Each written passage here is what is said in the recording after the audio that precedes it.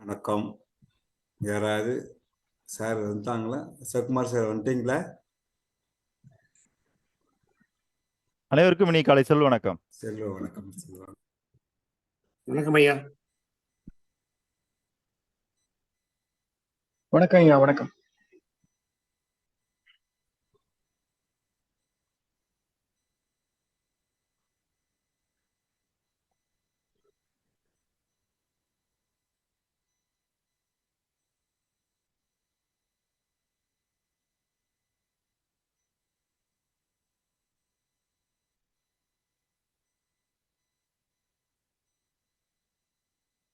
இன்னைக்கு நாராயண் சார் 4/4/22க்கு வந்திருக்காங்க. Arunagiri sir 4/23. Arunagiri sir ஏன் 4 டிஜிட் ஆயிடுச்சு?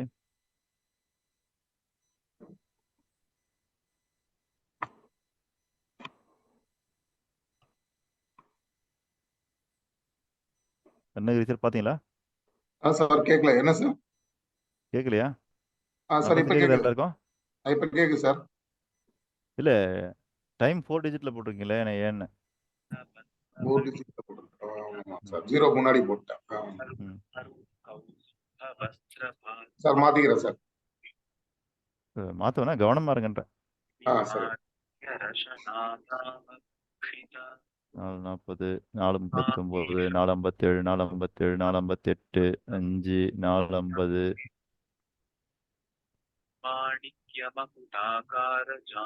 சார் 4:40. கௌதமன் சார்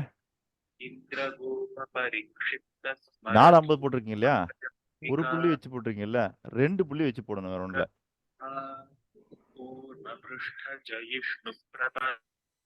ஓகேங்களா? மத்தெல்லாம் எப்படி போட்டிருக்கேன்னு தெரியுதா உங்களுக்கு?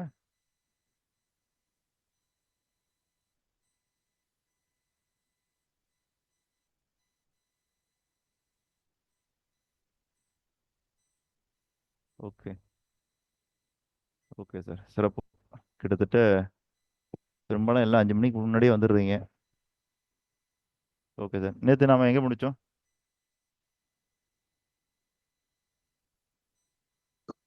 பத்து வகையான சக்திகள் ஆற்றல் இதயா ம் ஆற்றலை ஆக்க அழிக்கவோ முடியாது, ஆனால் ஒரு வகை ஆற்றலை மற்றொரு வகை ஆற்றலை மாற்ற முடியும்னு சொல்லிட்டு ம். உலகில் 10 வகையான ஆற்றல்கள் உள்ளன ம். அப்படின்னு சொல்லிட்டு நாளைக்கு பார்க்கலாம்னு சொல்லி க்ளோஸ் பண்ணுங்க. மகா சக்திகள் சொல்ல ஆரம்பிச்சுங்க. சரி சரிங்க.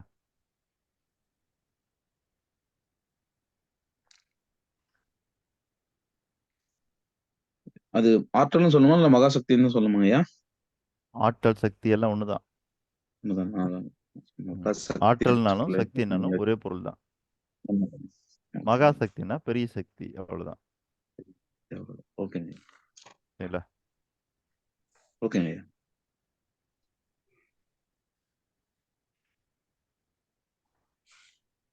ஒரு விதையை நம்ம பூமியில போட்டா அது முளைக்குது. இல்ல, எப்படி முளைச்சுன்னு கேட்டா நீங்க என்ன பதில் சொல்லுவீங்க? எப்படி முளைச்சுன்னா அது வந்து ஈரப்பதத்துல தானா முளைச்சுது. ஓகேங்க. கரெக்ட் தானே? இயற்கையின் பேராற்றல். ஓகேவா? ஆனா நம்முடைய ஆக்க விதி என்ன சொல்லுது? ஒன்றிலிருந்தான் ஒன்றை உருவாக்க இயலும். விதைக்குள்ள ஆற்றல் இருக்கு சார். அந்த விதைக்குள்ள ஆற்றல் இருக்கு. அதுதான் வந்து செடியாவோ மரமாவோ கொடியாவோ வருது. இல்ல, அதான் இப்ப சொல்லி முடிச்சுறேன். இந்த இடத்துல நம்ம என்ன சொல்லணும்? தானா முளைச்சது, தானா நடக்குது, தானா செய்யுது அப்படின்னு சொல்றோம் இல்லைங்களா? ஆனா நம்முடைய விதி, ஆக்க விதி என்ன சொல்லுதுன்னா, ஒன்றிலிருந்து தான் ஒன்றை உருவாக்க இயலும் போது தானா அப்படிங்கிறதுக்கான மீனிங்கே இந்த வேர்ல்டுல கிடையாது. ஏன்னா தானா எதுவுமே நடக்க முடியாது. நாம் வந்து நம்முடைய சக்தி இல்லாம நடக்கிற ஒரு விஷயத்த தானான்னு சொல்லிடுறோம் நம்ம. புரியுதுங்களா? ஓகேங்க. அப்ப அந்த இடத்துல பார்க்க வேண்டியது, அது எப்படிங்க முளைச்சது அப்படின்னா, அதுக்குள்ள ஒரு உயிராற்றல் வந்துடுச்சு. அது யார் கொடுத்ததுன்னா பிரபஞ்சம் கொடுத்தது. இந்த உலகத்துல நீங்க எதெல்லாம் தானா தானா தானான்னு சொல்றீங்களோ அதெல்லாம் யார் கொடுக்கறதுன்னா பிரபஞ்சம் கொடுக்கறது.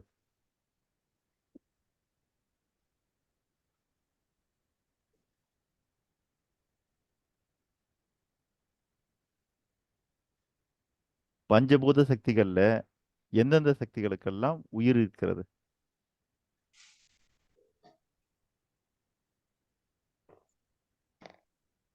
வேலுமதன் சார் ஐயா சொல்லுங்க. அருணகிரி சார். அதான் ஆகாயம் தவிர மற்ற எல்லாத்துக்கும் உயிர் இருக்கு. பட் இந்த தானான்றது சுயம்புன்னு சொல்றோமே, அப்ப அதுக்கு என்ன பொருள்? சுயம்பு அதான் ஐயா, சுயம்புன்னு நீங்க சொல்றது இந்த தானா மீனிங் தான் இல்ல தமிழ்ல சரிங்களா? சுயம்பு, சுயம்பு லிங்கம் அதெல்லாம் பேர்லாம் வைக்கிறாங்க. சுயம்பு தானா எழும்பின லிங்கம் அதெல்லாம் சொல்றாங்க. ஆமா அது ஐயா. அதாவது நமக்கு தெரிஞ்சு ஒரு லிங்கன்றது எப்படி உருவாகணுமோ அப்படி உருவாகாம அதுவாகவே உருவாகிவிட்டது அப்படின்றதுக்கான மீனிங் தான் அந்த சுயம்பு. அப்போ இங்க அதுவாகவே உருவாக முடியுமா? எதுவாக உருவாச்சு அப்படின்றது தான் இங்க கேள்வி. எதுவாக உருவாச்சு? சுயம்பு லிங்கம். லிங்கம் சுயம்பாக தோன்றியது. ஏன்னா லிங்கத்தை பொறுத்த வரைக்கும் லிங்கம்னு நாம டிசைன் பண்ணணும். நாம வச்சு உளி வச்சு அடிச்சு சரிங்களா, ஒரு கல்ல பாறை வந்துன்னா நம்ம லிங்கமா மாத்தணும். அப்படி மாற்றாம சரிங்களா, இந்த இயற்கையினுடைய ஏற்பாட்டிலே இந்த பிரபஞ்சத்தினுடைய ஏற்பாட்டிலே அது வந்து வெளியே இருக்கிறது, வெளியே வந்தது. அதனால அது சுயம்பு லிங்கம் அப்படின்னு. அதாவது மனிதன் வடிவம் கொடுக்காமல் சரிங்களா, மனிதன் வடிவம் கொடுக்காமல் இந்த பிரபஞ்சமே வடிவத்தை கொடுத்ததுன்னா அது சுயம்பு. அதுதான் நம்ம சுயம்புன்னு சொல்றோம். ஆனா இப்ப நமக்கு அந்த புரிதலுக்காக நம்ம என்ன பண்ணணும்னா, மத்தவங்கள பொறுத்த வரைக்கும் அது சுயம்பு. அதுக்கு அவங்க என்ன சொல்லுவாங்கன்னா, அது இயற்கையாவே தோன்றியது. அந்த இயற்கைங்கிறது தான் நீங்க எப்படி மீன் பண்ணிக்கணும் அப்படின்னா, பிரபஞ்சம். ஏன்னா நமக்கு அதுக்கு பின்னாடி எதுவும் இல்ல. அதுக்கு பின்னாடி கண்டுபிடிச்சாதான் அது எங்க இருந்து வந்ததுன்னு நம்ம சொல்ல முடியும். இப்போதைக்கு நமக்கு தெரிஞ்ச கடைசி எண்டு எதுன்னா பிரபஞ்சம் தான். அப்ப பிரபஞ்சம் தான் அதை தோற்றுவிக்கிறது. அப்ப எதெல்லாம் சுயம்போ, எதெல்லாம் தானாக இயங்குகிறதோ அதெல்லாம் என்னது? பிரபஞ்சம். பிரபஞ்சம். இப்ப ஆட்டோக்கு தமிழ்ல என்ன பேரு? எதுக்கையா? ஆட்டோ, நம்ம பயணம் பண்றோமே ஆட்டோ. தானியங்கி. தானியங்கி இல்ல, அது பேர் தானி. தானி. ஆமா, அது பேர் தானி. தானியங்கி இல்ல, தானி. ஆட்டோக்கு தமிழ்ல பேரு தானி. அப்போ அது தானாகவே இயங்குகிறது அப்படின்னு நம்ம சொல்றோம் இல்லையா? ஆனா எங்கேயாவது ஆட்டோ தானா இயங்க முடியுமா? மனுஷன் வந்து ஒவ்வொரு முறையும் மனித ஆற்றலுடைய இயங்காம அது அதுவாகவே இயங்குறதுக்கு அவன் என்ன பண்ணிட்டான்னா உருவாக்கிட்டான். அப்படி உருவாக்குனதால நம்ம என்ன சொல்லணும்னா, நம்முடைய ஆற்றல் இல்லாம அதனுடைய ஆற்றல் அதுவாகவே இயங்குகிறதுனால அதை நம்ம இப்போ ஆட்டோ அப்படிங்கிறோம். புரியுதுங்களா? அப்போ ஆட்டோமேட்டிக்கா நடக்குது. என்ன என்ன நடக்குதுன்னே தெரியல சார், என்ன சுத்தி எல்லாம் அப்படியே ஆட்டோமேட்டிக்கா நடந்துட்டு இருக்குது. அப்போ யார் இதெல்லாம் நிகழ்த்துறதுன்னா பிரபஞ்சம். நாம வந்து ஆட்டோவை உருவாக்கிட்டோம், ஆட்டோவுக்கு சக்தி கொடுத்துட்டோம், அது எப்படி இயங்கணுன்ற சிஸ்டத்தை டிசைன் பண்ணிட்டோம், அதனால அது இயங்குது. அப்படி இயங்குறதுனால நம்ம அதை என்ன பண்ணணும்? ஆட்டோன்னு சொல்றோம். அந்த மாதிரி மனிதனுடைய உழைப்பு இல்லாம, மனிதனுடைய ஆற்றல் இல்லாம இந்த உலகத்துல, இந்த பூமியில, இந்த பிரபஞ்சத்துல நடக்கிற எல்லாமே வந்துன்னா ஆட்டோமேட்டிக்கா நடக்குதுன்னா அது பிரபஞ்ச சக்தியினால் நடக்கின்றது.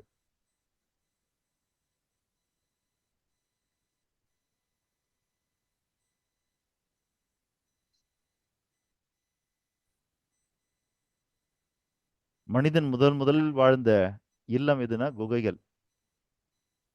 அப்ப அந்த குகை அப்படின்றது என்னன்னா அது சுயம்புது. நாம இப்ப கட்டி வச்சிருக்க வீடு இருக்கு பாருங்க, பில்டிங் சரில, அது கட்டப்பட்டது. அதனால அது பேர் கட்டடம். கட்டப்பட்டதுனால அது என்ன? கட்டடம். குகை வந்து கட்டப்பட்டதுன்னா இல்லை. அப்ப குகை வந்து நேச்சுரல். அப்ப அது என்னவா உருவானது? சுயம்பாகத்தான் உருவாகி இருக்கிறது. இந்த மாதிரி நீங்க இயற்கையில தோன்ற எல்லாத்துக்குமே இந்த சுயம்புன்னு சொல்ல முடியும். சுயம்புனா இயற்கையால் தோற்றுவிக்கப்பட்டது, மனித முயற்சி இல்லாமல் தோற்றுவிக்கப்பட்டது. அது என்ன? இந்த கடவுள்ன்ற கான்செப்ட் இருக்கு பாருங்க, இந்த கடவுள்ன்ற கான்செப்ட் மனிதன் தான் உருவாக்கினான். மனிதன் உருவாக்குறதுக்கு முன்னாடி கடவுள்னு கான்செப்ட் இருந்ததானா? இல்லை.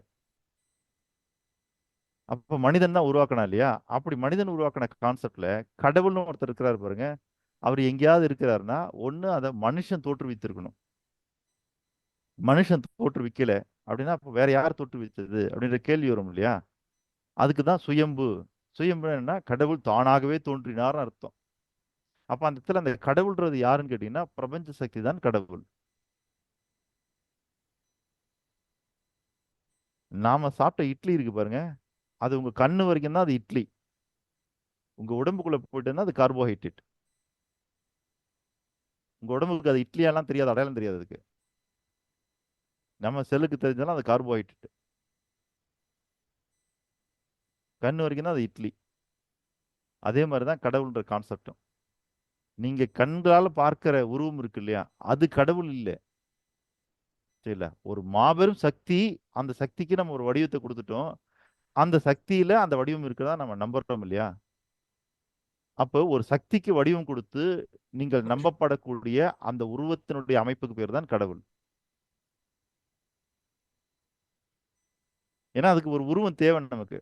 அப்பதான் என்ன நான் ஏற்கனவே என்ன சொல்லியிருக்கேன், நம்பிக்கை அப்படிங்கிறது தனித்தும் இயங்காது, நேரடியாகவும் இயங்காது. அதுக்கு ஏதாவது ஒன்று பிடிச்சிக்கிறதுக்கு வேணும். புரியுதுல்ல? அப்பாதான் வந்து இந்த கடவுள்ன்ற கான்செப்டை உருவாக்கினாதான் அதை பிடிச்சிக்க முடியும் நம்ம நம்பிக்கையினால. ஓகேங்களா? ஏன்னா உங்களுக்கு வந்து மீண்டும் மீண்டும் நான் தெளிவுபடுத்த விரும்புறது என்னன்னா, நமக்கு இப்ப இருக்கிற இறுதியான நிலை சக்தி எதுன்னா பிரபஞ்சம் தான். ஏன்னா இப்ப நான் சொல்லும் பொழுது பிரபஞ்சம் மகா ஆற்றல் கொண்டதுன்னு உங்களுக்குள்ள வந்துடும். ஆனா நம்ம ஏற்கனவே வச்சிருக்க கடவுள் நம்பிக்கை இருக்கு இல்லையா, அது என்ன சொல்லணும்னா கடவுள் தான் பிரபஞ்சத்தை படைத்தார். திரும்ப கடவுள் அதுக்கு மேல கொண்டு போய் வச்சிடறது.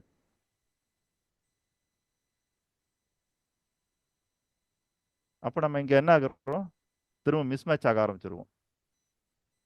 எது பிரபஞ்ச பேராற்றலோ, எது பிரபஞ்ச சக்தியோ, அந்த சக்தி தான் நாம் கடவுளாக வணங்குகிறோம், கடவுளாக வழிபடுகிறோம். அவ்வளவுதான். இதுவும் அதுவும் ஈக்குவல்ன்றதை நீங்க புரிஞ்சுக்கணும். இதுவும் அதுவும் ஈக்குவல். திரும்ப நாம என்ன பண்ணக்கூடாது, பிரபஞ்சத்தை படைச்சது கடவுள் அப்படின்னு கடவுளை அதுக்கு மேல கொண்டு போய் வச்சுட்டீங்கன்னா கடைசி வரைக்கும் உங்களால் கடவுளை புரிஞ்சிக்கவே முடியாது.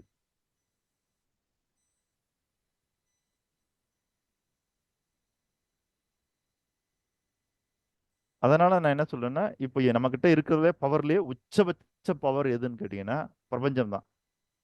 அதுக்கு மேல ஏதாவது பவர் இருக்குதுன்னா நமக்கு இன்னும் அறியலை, அவ்வளவுதான். நாம் இன்னும் அறியலை, நாம் அறிந்ததில்லையே. இல்ல, பாரதி சொன்னது போல உலக மொழிகளில் சரிங்களா, தலை சிறந்த மொழி தமிழ் மொழின்னு பாரதி சொல்லல. அவர் சொல்லும்போது எப்படி சொல்றாருன்னா யாமறிந்த மொழிகளிலே.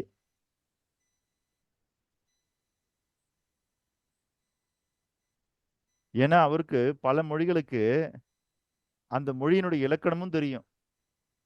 அதனாலதான் அவர் சொல்றாரு. சும்மா வெறும் எழுத படிக்க கத்துக்கிட்டு பாரதி சொல்லல. பல மொழிகளுடைய இலக்கணமும் அவருக்கு தெரியும். அங்க அதான் ரொம்ப முக்கியம். அதனாலதான் அவர் சொல்றாரு யாமறிந்த மொழிகளிலேன்னு. அப்போ அந்த ஒரு கிளாரிட்டிக்கு நீங்க வந்துடணும். சரிங்களா? அப்ப இது வரைக்கும் மனிதன் அறிந்ததிலேயே மிக சக்தி வாய்ந்தது எதுன்னா பிரபஞ்சம். அவ்வளவுதான். ஆனா இப்ப நம்ம பார்க்க போது அந்த பிரபஞ்சம் இந்த உலகத்துல இருக்கிற எல்லாவற்றையும் உருவாக்கி கொண்டே இருக்கிறது, உருவாக்குகிறது, வழிநடத்துகிறது, எல்லாம் பண்ணுது இல்லையா? அது எப்படி அந்த பிரபஞ்சம்ன்ற ஒரு சொல்லுக்குள்ள என்ன இருக்குன்னா 10 மகா சக்திகள் இருக்கின்றது. அந்த 10 மகா சக்திகள் ஒண்ணு சேர்ந்ததுதான் அது பிரபஞ்சம். நான் இப்ப உங்களை அங்கதான் கொண்டு வர விரும்புறேன். நான் உங்களுக்கு அந்த புரிதல் தான் ஏற்படுத்த விரும்புறேன். வாட்டர்னு சொல்றோம்ல, நீர். நீர்னா அதுக்குள்ள என்ன இருக்குது? H2O sir. இரண்டு H2O மடங்கு அப்படின்னு என்ன ஹைட்ரஜன், ஒரு பொருள்? மடங்கு ஆக்சிஜன். என்னங்கய்யா? 2 மடங்கு ஹைட்ரஜன், 1 மடங்கு ஆக்சிஜன். 2 ஹைட்ரஜன் மூலக்கூறும் 1 ஆக்சிஜன் மூலக்கூறும் சேர்ந்ததுன்னா அது வாட்டர். இதுல எப்படி நம்ம கிளியரா இருக்கிறோமோ அதே மாதிரி நாம பிரபஞ்சம்ன்ற ஒரு சொல்லுக்குள்ளார 10 சக்திகள் அடங்கி இருக்கிறத நீங்க புரிஞ்சுக்கணும். 10 சக்தி.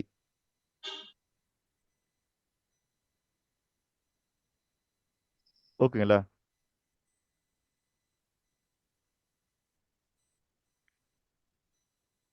அப்ப இந்த இடத்துல நாம் பார்க்க வேண்டியது, நான் ஏற்கனவே சொன்னேன், நம்பிக்கைங்கிறது கூட்டு பொருளா தனி பொருளா? கூட்டுப்பொருள். கூட்டு பொருளா? ம். நம்பிக்கைங்கிறது சார். வேற யாராவது பதில் சொல்ல முடியுமா?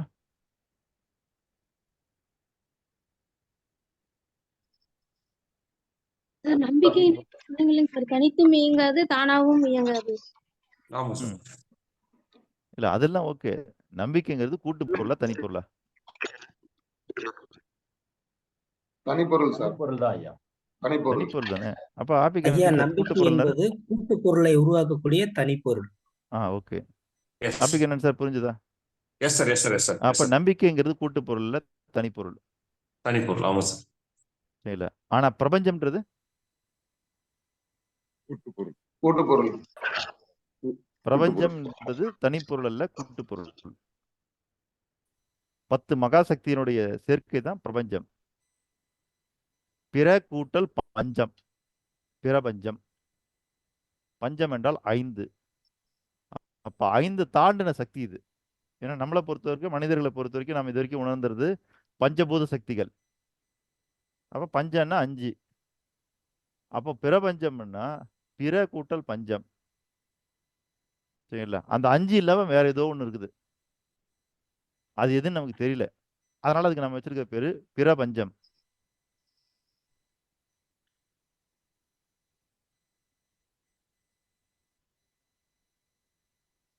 எப்படி ஒரு எண்ணுக்கு முடிவு இல்ல எண்களுக்கு அப்படின்றதுக்கு முடிவா நம்ம ஒரு சிம்பல் போடுறோமா இல்லையா? முடிவான சிம்பலை போட்டுட்டு நம்ம முடிவு இல்லைன்றதை நம்ம புரிஞ்சுக்கிறோம். அந்த மாதிரி இந்த 5 சக்திகளுக்கு மேற்பட்ட சக்தி கொண்டதுதான் பிரபஞ்சம்.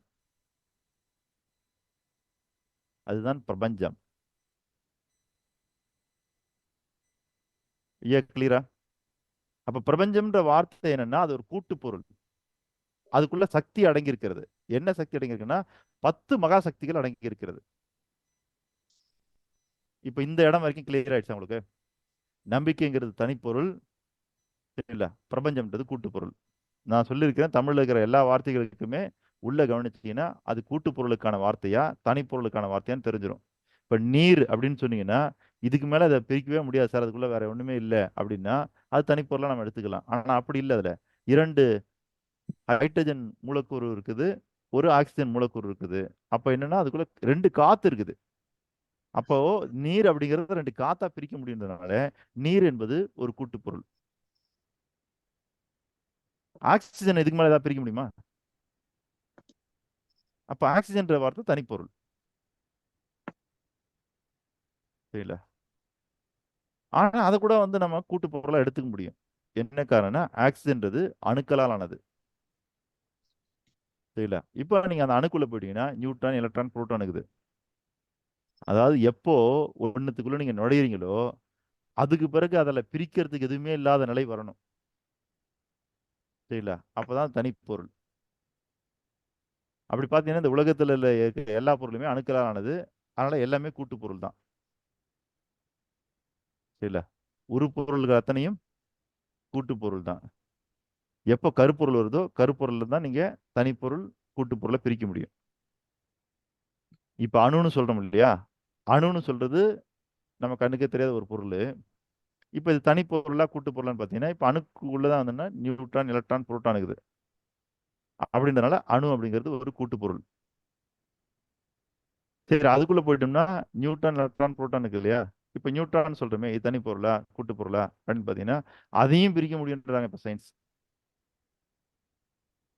எலக்ட்ரானையும் பிரிக்க முடியும், நியூட்ரானையும் பிரிக்க முடியும், புரோட்டானையும் பிரிக்க முடியும்ன்றாங்க. அப்ப அதுக்குள்ளேயும் இன்னமும் வேற ஏதோ இருக்குது. இப்படி பிரிச்சுக்கிட்டே போனா இனிமேல் பிரிக்கவே முடியாத நிலை எப்போ இருக்கிறதோ அதுக்கு பேர் தான் தனிப்பொருள். சார் கிளியரா? இந்த நிலைக்கு மேல இனிமேல் பிரிக்கவே முடியாது சார் அப்படின்ற நிலை வரணும். வந்துட்டான்னா அது பேர் தான் தனிப்பொருள். அது வரைக்கும் அது என்னது கூட்டு பொருள் தான். அந்த வகையில பிரபஞ்சம் என்பது ஒரு கூட்டு பொருள்.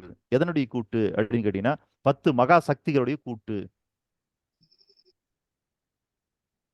சக்தின்னு ஒரு வார்த்தை இருக்கு பாருங்க, அதுக்குள்ள போய் அதை பிரிக்க முடியுமான்னா இல்ல, அவ்வளவுதான். அதுக்கு மேல அதை பிரிக்க முடியாது. அப்படின்போது சக்தி என்பது ஒரு தனிப்பொருள், ஆற்றல் என்பது ஒரு தனிப்பொருள்.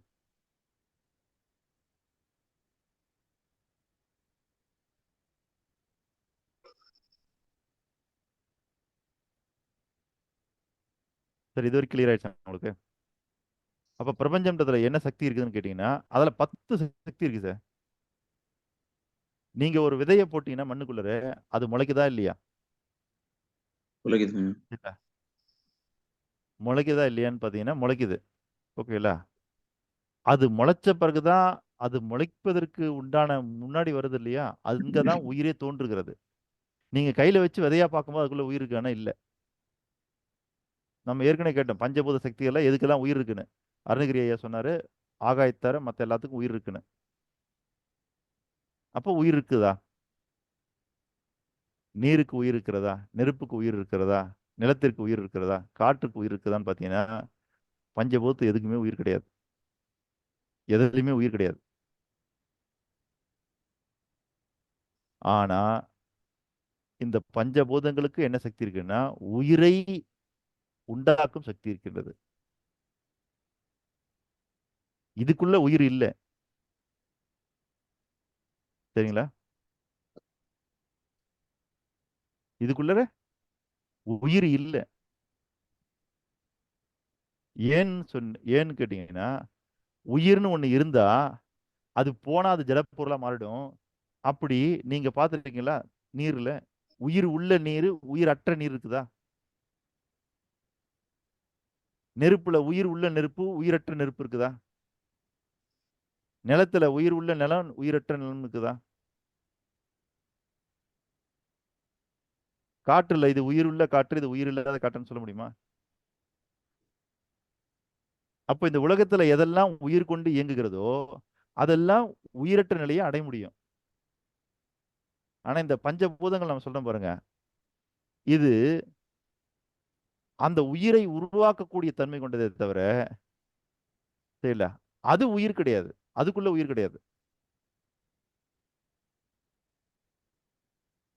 அது உயிரை கொண்டு இயங்கவில்லை. தெரியல, அது ஒரு உயிரை உருவாக்கக்கூடிய ஆற்றல் கொண்டது. ஆனா அதனால என்ன பண்ண முடியாது, அது உயிர் கொண்டு இயங்கிட்டு இருக்குதானா இல்ல. அருணகிரி சார் கிளியரா? Clear, sir. இல்ல ஏதாவது டவுட் But இருக்கா சொல்லுங்க.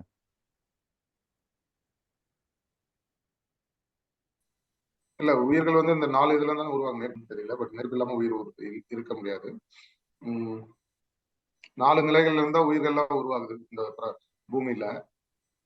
ஆனா அதுக்கு உயிர் இல்லைன்னு சொல்றீங்களா? 4 பூதத்துக்கும் உயிர் இல்லை. ஆனா அதை உயிரை உருவாக்குற சக்தி இருக்குன்னு சொல்றீங்க. அதுக்கு சக்தி இருக்குங்க ஐயா, உயிரை உருவாக்குற சக்தி இருக்குது தவிர அது உயிர் கொண்டு இயங்கலன்ற. அப்படின்னா உயிர் போன நிலை இருக்கணும்ல. இந்த உலகத்துல இருக்கிற எல்லா உயிர்களுக்குமே உயிர் போன நிலைன்னு ஒண்ணு இருக்குதா இல்லையா? இருக்கு. அப்ப அந்த நிலை இதுக்கு இருக்குதா? இல்ல. இல்ல பாருங்க, அதுதான் சொல்ல வரேன்.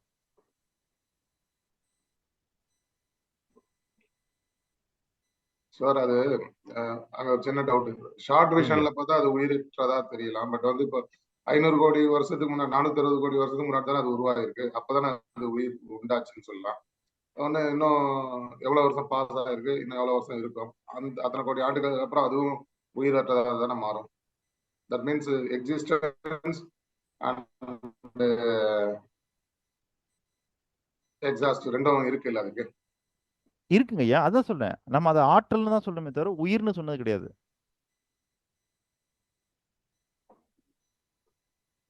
இல்ல சார், நம்ம வந்து மனிதர் வந்து 100 வருஷம் வாழ்ற ஒரு பூச்சி. இப்ப இந்த பிரபஞ்சத்துல இந்த கோல் வந்து ஒரு பார்ட், ஒரு சின்ன ஸ்மால் பார்ட். அதுல இந்த கோலோட வயசு அப்படின்றது அப்ப அது ஒரு கட்டத்துல உருவாச்சு, இன்னொரு கட்டத்துல மறைய போகுது. அந்த டூரேஷன் அதிகமா இருக்கிறதுனால அது வந்து உயிரற்ற பொருள்னு சொல்ல முடியுமான்றது என்னோட. இல்ல சார், டியூரேஷன் அதிகமா இருக்குது. இங்க நம்ம பார்க்க வேண்டியது என்னன்னா 460 கோடி வருஷத்துக்கு முன்னாடி தான் உருவாச்சுன்னு சொல்றாங்க. ஓகேங்கய்யா. இல்ல அதான் சொல்றேன், அதுல உயிர் இருக்குன்னு சொல்லியிருக்காங்கன்றேன். 460 கோடி வருஷத்துக்கு முன்னாடி உருவானது. சரிங்களா? அப்படி நீங்க சொல்ற மாதிரி சொல்லியிருந்தா அப்ப உலகத்துல முதல் உயிர் எப்போ தோன்றியதுன்ற கொஸ்டின் எப்படி வரும்? உங்களுக்கு உலகமே உயிர் கொண்டதுன்னா அப்போ இந்த உலகம் தோன்றும் போது அப்போ அது உயிரோட தானே தோன்றிடுச்சுன்னு அர்த்தம். அப்புறம் உலகத்துல முதல் உயிர் எப்படி தோன்றியது அப்படின்ற கொஸ்டின் ஏன் வருது? நீங்க சூரியன் வந்து மகா சூரியன்ல இருந்து சக்தி கிடைக்குது அப்படின்னு சொல்றீங்க. அப்போ அதே மாதிரி இந்த பெரிய மகா சக்தியில இருந்து சின்ன சின்ன சக்தி எல்லாம் உயிரெல்லாம் பிறக்குது அப்படின்ற மாதிரி எடுத்துக்கலாமான்னு கேக்குறேன். இல்ல அதாங்க அப்ப பூமி தோன்றும் போது எப்படி முடிவு உயிரோட பண்ண தோன்றிடுச்சு தானே அர்த்தம். நீர் வந்து உயிரற்றதுன்னு எப்படி முடிவு பண்ண முடியும்? நிலம் உயிரற்றதுன்னு எப்படி முடிவு பண்றது? எப்படி அண்டர்ஸ்டாண்ட் பண்ணிக்கிறது? அதாங்கய்யா அது எப்படி அண்டர்ஸ்டாண்ட் பண்ணீங்கன்னா உயிர் அப்படின்னு ஒண்ணு இருந்துன்னு வச்சுங்க. உயிர்னு ஒண்ணு இருந்ததுன்னா அது உணவு எடுத்துக்கும். புரியுதுங்களா? உயிரினுடைய மிக முக்கியமான செயல்பாடுகளை ஒண்ணு அது உணவு எடுத்துக்காது. இல்ல உணவுன்றது வந்து அந்தந்த உயிர் தன்மையை பொறுத்து இருக்குல்ல. இப்போ நிறைய சித்தர்கள் சாப்பிடாம காட்டுல வாழ்றாங்க. ஒரு மனிதத்துல வந்து டிவியில பாத்துருக்கோம், ஒருத்தர் வந்து சாப்பிடறதே இல்லை, சுவாசிக்கு தான் அவரோட உணவு. அது அவங்களோட இல்லையா நீங்க சொல்றது எல்லாமே வந்துன்னா இடையில வந்த விஷயம் தானே. இப்போ எனக்கு ஏதோ ஒரு ஆக்சிடென்ட்ல 2 கால் போயிடுதுன்னு வச்சுங்க, நீங்க சொல்ல முடியுமா இவர் கால் இல்லாம பிறந்தவருன்னு? அது இடையில வந்த விஷயம். அவர் சித்தராகிறதுக்கு முன்னாடி வரைக்கும் சாப்பிட்டுருப்பார்ல. இல்ல இப்ப இந்த பூமி வந்து சக்தியை வந்து சூரியன் கிட்ட இருந்தோ சந்திரன் கிட்ட இருந்தோ பெறதுதான் உணவை அப்படி கருத முடியாது. அந்த ஒளி வந்து சூரியன் கிட்ட இருந்து கிடைக்குது இல்லைங்களா, அதுதான் வந்து அதனோட உணவு அப்படின்னு எடுத்துக்க முடியாது. உணவு நாட் நெசசரிலி வந்து சாலிடா தான் இருக்கணும், லிக்விடா தான் இருக்கணும், கேஸா தான் இருக்கணும்னு அவசியம் இல்லைல்ல. ஏதாவது ஒரு ஃபார்ம்ல இருந்தா கூட போதும் தானே. கண்டிப்பா ஏதாவது ஒரு ஃபார்ம்ல இருந்தா கூட போதும். ஆனா அந்த உயிர் இயங்குவதற்காக உள்ள வரக்கூடிய சக்தி தான் உணவு. சரிங்களா? அப்போ அந்த சக்தி நீங்க கொடுக்கலன்னா அது அந்த தன்மையில இயங்காது. ஓகேங்களா? ஆனா இதெல்லாம் அப்படி கிடையாது. இதெல்லாம் ஏற்கனவே அந்த சக்தியோடவே இருக்கிறது. எப்பயுமே அந்த சக்தி அதுக்குள்ள இருந்து பிரிக்க முடியாது. புரியுதுங்களா? இப்ப உணவின் மூலியமா உள்ள சக்தி வந்து உணவு இல்லாத போது அந்த சக்தி வெளியே போகுது பாருங்க. அப்படிப்பட்ட பொருள்லாம் தான் நீங்க உயிர் இருக்கிறதா சொல்றீங்க. ஆனா நீருக்குள்ள இருந்து நீங்க அந்த சக்தியை பிரிச்சுட்டு தனியா நீரை வெறுமையா வச்சுக்க முடியுமானா முடியாது. புரியுதுங்களா ஐயா? ஐயா அது மட்டும் இல்லாமல் உயிர் இருந்தால் வளர வேண்டும். அப்படி நிலம் வளர்ந்ததாகவோ நீர் வளர்ந்ததாகவோ தெரிய வேண்டும். இல்ல வளர்ந்துட்டு இருக்கு. மூமெண்ட் ஆஃப் கான்டினென்ட் பாருங்க. மூமெண்ட் ஆஃப் கான்டினென்ட்னா இல்ல அது வளருது. அது வளருது எல்லாமே வளருது. வளருதுன்னு சொல்ல முடியாது. வளர்ந்துட்டு தான் இருக்குது. அது எல்லாமே வளருது. சரிங்களா? அதனால தானே லெமுரியா கான்டினென்ட் இன்னைக்கு இல்ல, புத்தகத்துல படிச்சுட்டு இருக்கோம். இல்ல அப்ப எங்க போச்சு லெமுரியா கான்டினென்ட்? இது ஸ்டாட்டிக் கிடையாது, இது வளர்ந்துட்டே இருக்குது. நீர் வளருதுன்னு சொல்றீங்களா? எல்லாமே வளருதுங்க. நீர் வளருது, காற்று வளருது. இல்ல இந்த இடத்துல தான் வந்து உங்களுக்கு வந்து கிளாரிட்டி வேணும். என்ன கிளாரிட்டி வேணும்னா முதல்ல வளர்றது அப்படின்ற அந்த செயல்பாடு இருக்கு இல்லையா, அதை நீங்க எப்படி பார்க்கணுன்றது முதல்ல இருக்குது. இந்த பிரபஞ்சத்துல படைக்கப்பட்ட எல்லாமே நகர்கிறது. புரியுதுங்களா? நகர்தல். அந்த நகர்தலை தான் நாம என்ன சொல்லணும்னு கேட்டீங்கன்னா விரிவடையக்கூடிய நகர்தலை வளர்ச்சி என்று கூறுகிறோம். சுருங்குகின்ற நகர்தலை நாம் தளர்ச்சி என்று குறிப்பிடுகிறோம். பரிமாணம் பரிணாமம் சொல்லலாமா? என்னங்கய்யா? விரிவடைதல், வேறு பொருளாக மாறுதல். இல்ல அது விரிவடைறதுனால வேறு பொருளா தான் மாறணும்னு அவசியம் இல்ல. விரிவடைகிறது. சரிங்களா? அது எப்போ வேறு பொருளா மாறணும்ன்றதுக்கு அதுக்கெல்லாம் ஒரு நியதி இருக்குது, விதி இருக்குது. புரியுதுங்களா? சரிங்க. அப்போ இந்த இடத்துல நாம் பார்க்க வேண்டியது பிரபஞ்சத்தில் படைக்கப்பட்ட எல்லாமும் நகர்கிறது இல்ல, அதுதான் ரொம்ப முக்கியமான பொருள். அந்த நகர்தல தான் நாம என்ன சொல்லணும்னா நகர்வதின் மூலியமா விரிவடைந்தால் அதை நாம் வளர்ச்சி என்று சொல்கிறோம். நகர்வதின் மூலியமா அது சுருங்கினால் அதை தளர்ச்சி என்று குறிப்பிடுகிறோம். அவ்வளவுதான் விஷயம். இல்ல நம்ம டவுட்டே வந்து என்னன்னா, உயிரற்ற பொருள்ல இருந்து ஒரு விதை எப்படி உயிர் எடுத்துக்க முடியும்? இப்ப எனக்கு ஒரு கான்செப்ட் கிளியர் இல்லைன்னா நான் அதை வந்து மத்தவங்களுக்கு சொல்ல முடியாது. அப்ப இந்த பூமி வந்து பஞ்சபூதங்களால் ஆனது. அப்ப அந்த பஞ்சபூதமும் வந்து உயிரானது, உயிர் இருந்தாதான் அதுல இருந்து பல உயிர்கள் பெருக முடியும் அப்படின்ற இடத்துல தான் அப்ப டவுட். அங்கதான் அண்டர்ஸ்டாண்ட் பண்றதுக்கு.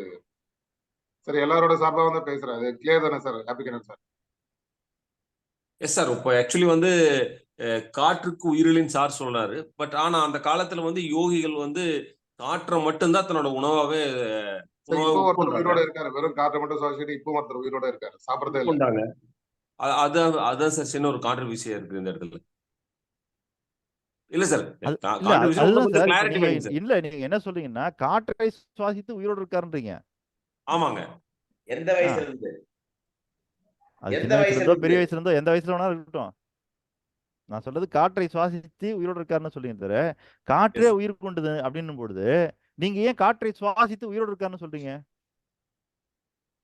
சார் அந்த காற்றை சுவாசிக்கிறதுனால தான் அவர் உயிரோடு இருக்காரு. காற்றை சுவாசிக்கலன்னு இறந்துருவாரு. இப்போ உயிர்ன்றது காற்று வெளில போனதுக்கு அப்புறம் வந்து காயமே பொய்யடா காற்றடைத்த பையடா சொல்றோம். இப்ப காத்து வெளியில போச்சுன்னா இறந்துட்டாருன்னு சொல்றோம். அப்ப காத்து உயிர் இல்லைன்றது போது அது எப்படி அது இருக்கும்போது உயிரா இருந்தாரு அவரு? இல்லைங்கய்யா, உங்களுடைய உடம்புல இருந்து நீங்க இறந்த பிறகு எல்லா காத்தும் வெளியில போயிடுறது இல்ல. மொத்தம் உங்களுக்குள்ள வந்துன்னா தச வாயுக்கள் இருக்காது. 10 வாயுக்கள் இருக்கு, கரெக்ட். சரிங்களா? நீங்க இறந்துட்டீங்க அப்படின்னா அதுக்கு என்ன அர்த்தம்னா உங்க உடம்புல இருக்கிற 10 வாயில 3 வாயுக்கள் இமிடியட்டா வெளியே போயிடுச்சுன்னு அர்த்தம். ஓகே. புரியுதுங்களா? அப்ப மீதி 7 வாயுக்கள் உள்ள இருந்து அடுத்தடுத்து வெளியே போகுது. அதுல உங்களுடைய உடம்புல இருந்து 10வது நாள் வெளியே போகிற வாயுக்கு பேர் தான் தனஞ்சய வாயு. அதான் லாஸ்டா உடம்புல இருந்து வெளியே போகுது. சரி. அப்படி இருக்கும்போது இத்தனை வாயு இருக்கும்போது அப்ப ஏன் செத்து போயிட்டாருன்னு சொல்றோம் நம்ம? சுவாசம் அங்க நடக்கிறது இல்ல சார். சார் நீங்க காத்துக்கு தான் உயிர் இருக்குன்றீங்கல்ல. அப்ப 3 காத்து வெளியே போயிடுச்சு, மீதி 7 காத்து உள்ள இருக்குது, அப்ப உயிர் இருக்கணும்ல. அதான் இந்த லைஃப் ஸ்டைல்ல இருக்குல்ல சார், இது உடம்புல ஜீனோம் மேப்ல வந்து உயிர் வாழ்ல முக்கியமான காத்து நம்ம உடம்ப விட்டு போகும்போது அந்த உயிர் போயிருச்சு. சார் காத்துக்கு உயிர் இருந்தா அதான் சொல்றேன், காத்துக்கு உயிர் இருந்தா உள்ள இருக்கிற 7 காத்து இருந்தா உயிர் இருக்கணும் இல்லன்றேன். இல்ல சார், நீங்க தான் சொன்னீங்க இப்ப பஞ்சபூதங்களுக்கு வந்து அடிப்படையில ஆற்றல் இருக்கும். பொருள். மனிதன் உயிரோட இருக்கிறது வந்து ஒரு கூட்டுப்பொருள். கூட்டுப்பொருள்ல அது தனிப்பொருளா மாறும்போது அவன் உயிர் வந்து பெரியது. அப்ப அந்த 3 வாயு வெளியே போனப்ப அது தனிப்பொருளா மாறுறதுக்கான இதுல தானே போகுது. அப்ப அது எப்படி உயிரோட இருக்க முடியும்? இல்லைங்க, 3 காத்து போன பிறகு இன்னும் 7 காத்து சார் உள்ள நீங்க இருக்குல்ல. என்ன அப்ப சொல்றீங்க? நீங்க வந்து அப்ப பஞ்சபூதங்களுக்கு காத்து, உயிர் உயிருள்ள இல்லைன்னு காத்துன்னு சொல்றீங்க. சொல்றீங்களா? சார் பஞ்சபூதங்களுக்கு உயிர் அல்ல ஆற்றல் இருக்குன்னு சொல்றீங்க. இந்த ஆற்றல் கூட்டு பொருளாகும்போது அது உயிரா மாறுதா? கரெக்டா? அதுதான் இப்போ கரெக்டா இப்பதான் நாராயண் சார் கரெக்டான கேள்விக்கு வந்திருக்கிறார். அதாவது உயிரற்ற பொருளா இருக்கும்போது அது தனி பொருளா இருக்கு, அதுக்கு ஆற்றல் மட்டும்தான் இருக்கு. ஆனா அது உயிர் கொடுக்கிற ஆற்றல் அதுக்கு இருக்கு. இன்னொரு இடத்துல போகும்போது அது உயிரா மாறுது. அந்த இடத்துல இப்ப என்ன விஷயம்னா இந்த பஞ்சபூதம் போல உயிர் என்பது ஒரு பூதம். அவ்வளவுதான் விஷயம், வேற ஒண்ணுமே இல்லை. சரிங்களா? உயிர் என்பது ஒரு பூதம். சரிங்களா? அப்போ நாம் இது வரைக்கும் பஞ்சபூதம் பேசிட்டு இருக்கோம் இல்லையா? ஆனா உண்மை நிலை என்னவென்றால் மொத்தம் தசபூதங்கள். 10 பூதங்களா? 10 பூதம், வேற ஒண்ணுமே கிடையாது. இல்ல அப்போ உயிர் என்பது அது ஒரு தனி பூதம். அது ஓகேவா? அது காத்துக்குள்ள இல்ல, நிலத்துக்குள்ள இல்ல, சரிங்களா? நெருப்புக்குள்ள இல்ல, ஆகாயத்துல இல்ல, நீருக்குள்ள இல்ல, அதுக்குள்ளெல்லாம் அது இல்லை. ஏன்னா அது ஒரு தனி பூதம். அது அந்த பூதம் ஒண்ணுத்துக்குள்ள போனா அது உயிரோடு இருக்குன்னு பொருள், அது வெளியில வந்துட்டா உயிர் இல்லைன்னு பொருள். அவ்வளவுதான். அது ஒரு தனி பூதம். புரிஞ்சுதா ஐயா? இப்போ நீங்க பஞ்சபூதங்கள்னு சொல்றீங்கல்ல, என்னென்ன சொல்லுங்க, யாராவது சொல்லுங்க. நீர், நிலம், நெருப்பு, ஒரு ஆகாயம், நிமிஷம், ஒண்ணு ஒண்ணா சொல்லுங்க ஐயா. நீர், நிலம், ஆகாயம், ரெண்டாவது என்ன? காற்று. இருங்க ஐயா, நீர், இருங்க. நிலம், நெருப்பு, ஒண்ணாவது என்ன? காற்று, ஆகாயம். ஒண்ணாவது என்ன? நீர். ரெண்டாவது என்ன? நிலம். சரி, அப்ப நீர் நிலம்னு ஏன் பிரிக்கிறீங்க? நிலத்துக்குள்ள நீர் இல்லையா? நீருக்குள்ள நிலம் இல்லையா? இல்ல சார், அது பஞ்சபூதங்களா பிரிச்சு வச்சிருக்காங்க முன்னோர்கள். அதுதாங்க ஐயா, அதுதான் சொல்றேன். அப்போ இதுக்குள்ள இல்லாதனால தானே அதை நீங்க பிரிச்சு வச்சிருக்கீங்கன்ற நானு. எதுக்குள்ள சார்? நீருக்குள்ளாரே நிலத்துக்கான தன்மை இருந்தா நிலம்னு ஒண்ணு பிரிக்க போறீங்களா நீங்க? இல்ல சார், நிலம் இருக்கிறதுனால தானே நீர் உருவாகுது. சார் நான் சொல்றது எதுல இருந்து எது உருவாகுதுலாம் விட்டுருவோம் சார். சரிங்க நாம இப்ப அந்த கேள்விக்கு போக வேணாம். நான் சொல்ல வர்றது என்னன்னா, இப்போ நிலத்துக்குள்ளற என்னெல்லாம் சக்தி இருக்குதோ, என்னெல்லாம் தன்மை இருக்குதோ, அது அத்தனையுமே நீருக்குள்ளேயும் இருந்தா, அதை நம்ம வேறுபடுத்தி பார்க்க மாட்டோம்ல. பார்க்க மாட்டேன் சார். அது அந்த ஆ. சக்தி வேற, இந்த சக்தி வேற. அப்போ ஏதோ ஒரு வகையில நீருக்குள்ள இருக்கிற தன்மையில இருந்து மாறுபடுவதனால தான் நீங்க ரெண்டாவதா நிலம்னு ஒண்ணு சொல்றீங்க. ஆமா சார். இது ரெண்டுத்துல இருந்து தன்மை மாறுபட்டதுனால தான் மூணாவதா என்ன பண்ணீங்கன்னா காற்றுன்னு ஒண்ணு சொல்றீங்க. கண்டிப்பாங்க சார். இப்ப இந்த 3 தன்மையில இருந்து மாறுபட்டதுனால தான் உன்னை நெருப்புங்கிறீங்க. கண்டிப்பாங்க. இந்த 4 தன்மையில இருந்து மாறுபட்டதுனால தான் உன்னை நிலம் இது ஆகாயம்னு சொல்றீங்க. ஆகாயம். அப்போ ஒண்ணுல இருந்து இன்னொன்னு சொல்லும்போது என்ன அர்த்தம்னா, இதுல இல்லாத ஒரு தன்மை அதுல இருக்குது. கண்டிப்பா. சரிங்களா? அப்போ இந்த ஆமா. தன்மையில இருந்து அது வேறுபடுகிறது. ஆமாங்க சார். புரியுதுங்களா? ஆமா. அந்த மாரி இந்த 5ம் வந்த பிறகு இன்னொரு பூதம் எதுன்னா, உயிர்ன்னு ஒரு பூதம் இருக்குது. புரியுதுங்களா? அது இது 5த்தையும் சேராதது அது. சரிங்க சார். இப்ப புரிஞ்சுதா? ரைட்டுங்க. ம். அப்ப அந்த பூதத்தோட அந்த பூதம் என்ன பண்ணுதுன்னா, அந்த பூதம் உயிர்ன்ற ஒரு பூதம் இந்த பஞ்சபூதங்களுடைய கூட்டு பொருள் இருக்கு பாருங்க. அது ஒரு பொருளா மாறும்போது, அதுக்குள்ள அது உள்ள போனா அது உயிர் இருக்கிறதா அர்த்தம். இந்த 6வது பூதமான அந்த உயிர்ன்றது வெளிய வந்துட்டா, உயிர் போயிடுச்சுன்னு அர்த்தம் அவ்வளவுதான். அது ஒரு பூதம்ங்கிறேன் நானு. இல்ல.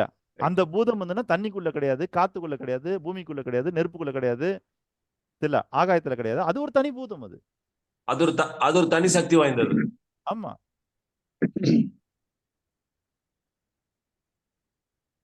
சொல்லுங்க அருணகிரி சார். கடல்ல இறந்த பொருள் எதுவுமே அதுல இருக்கிறது இல்ல. உயிர் போனா அந்த பொருள் வந்து கரை ஒதுங்கப்படும் அப்படின்னு சொல்லிட்டு படிக்கிறோம். அது உண்மையும் கூட. கடல்ல ம். வந்து இறந்து போன எந்த உயிரினமும் அது வச்சுக்கிறது இல்ல. வெளியில கரையை ஒதுக்கிடும். எது அப்ப வச்சுக்கிறதுல?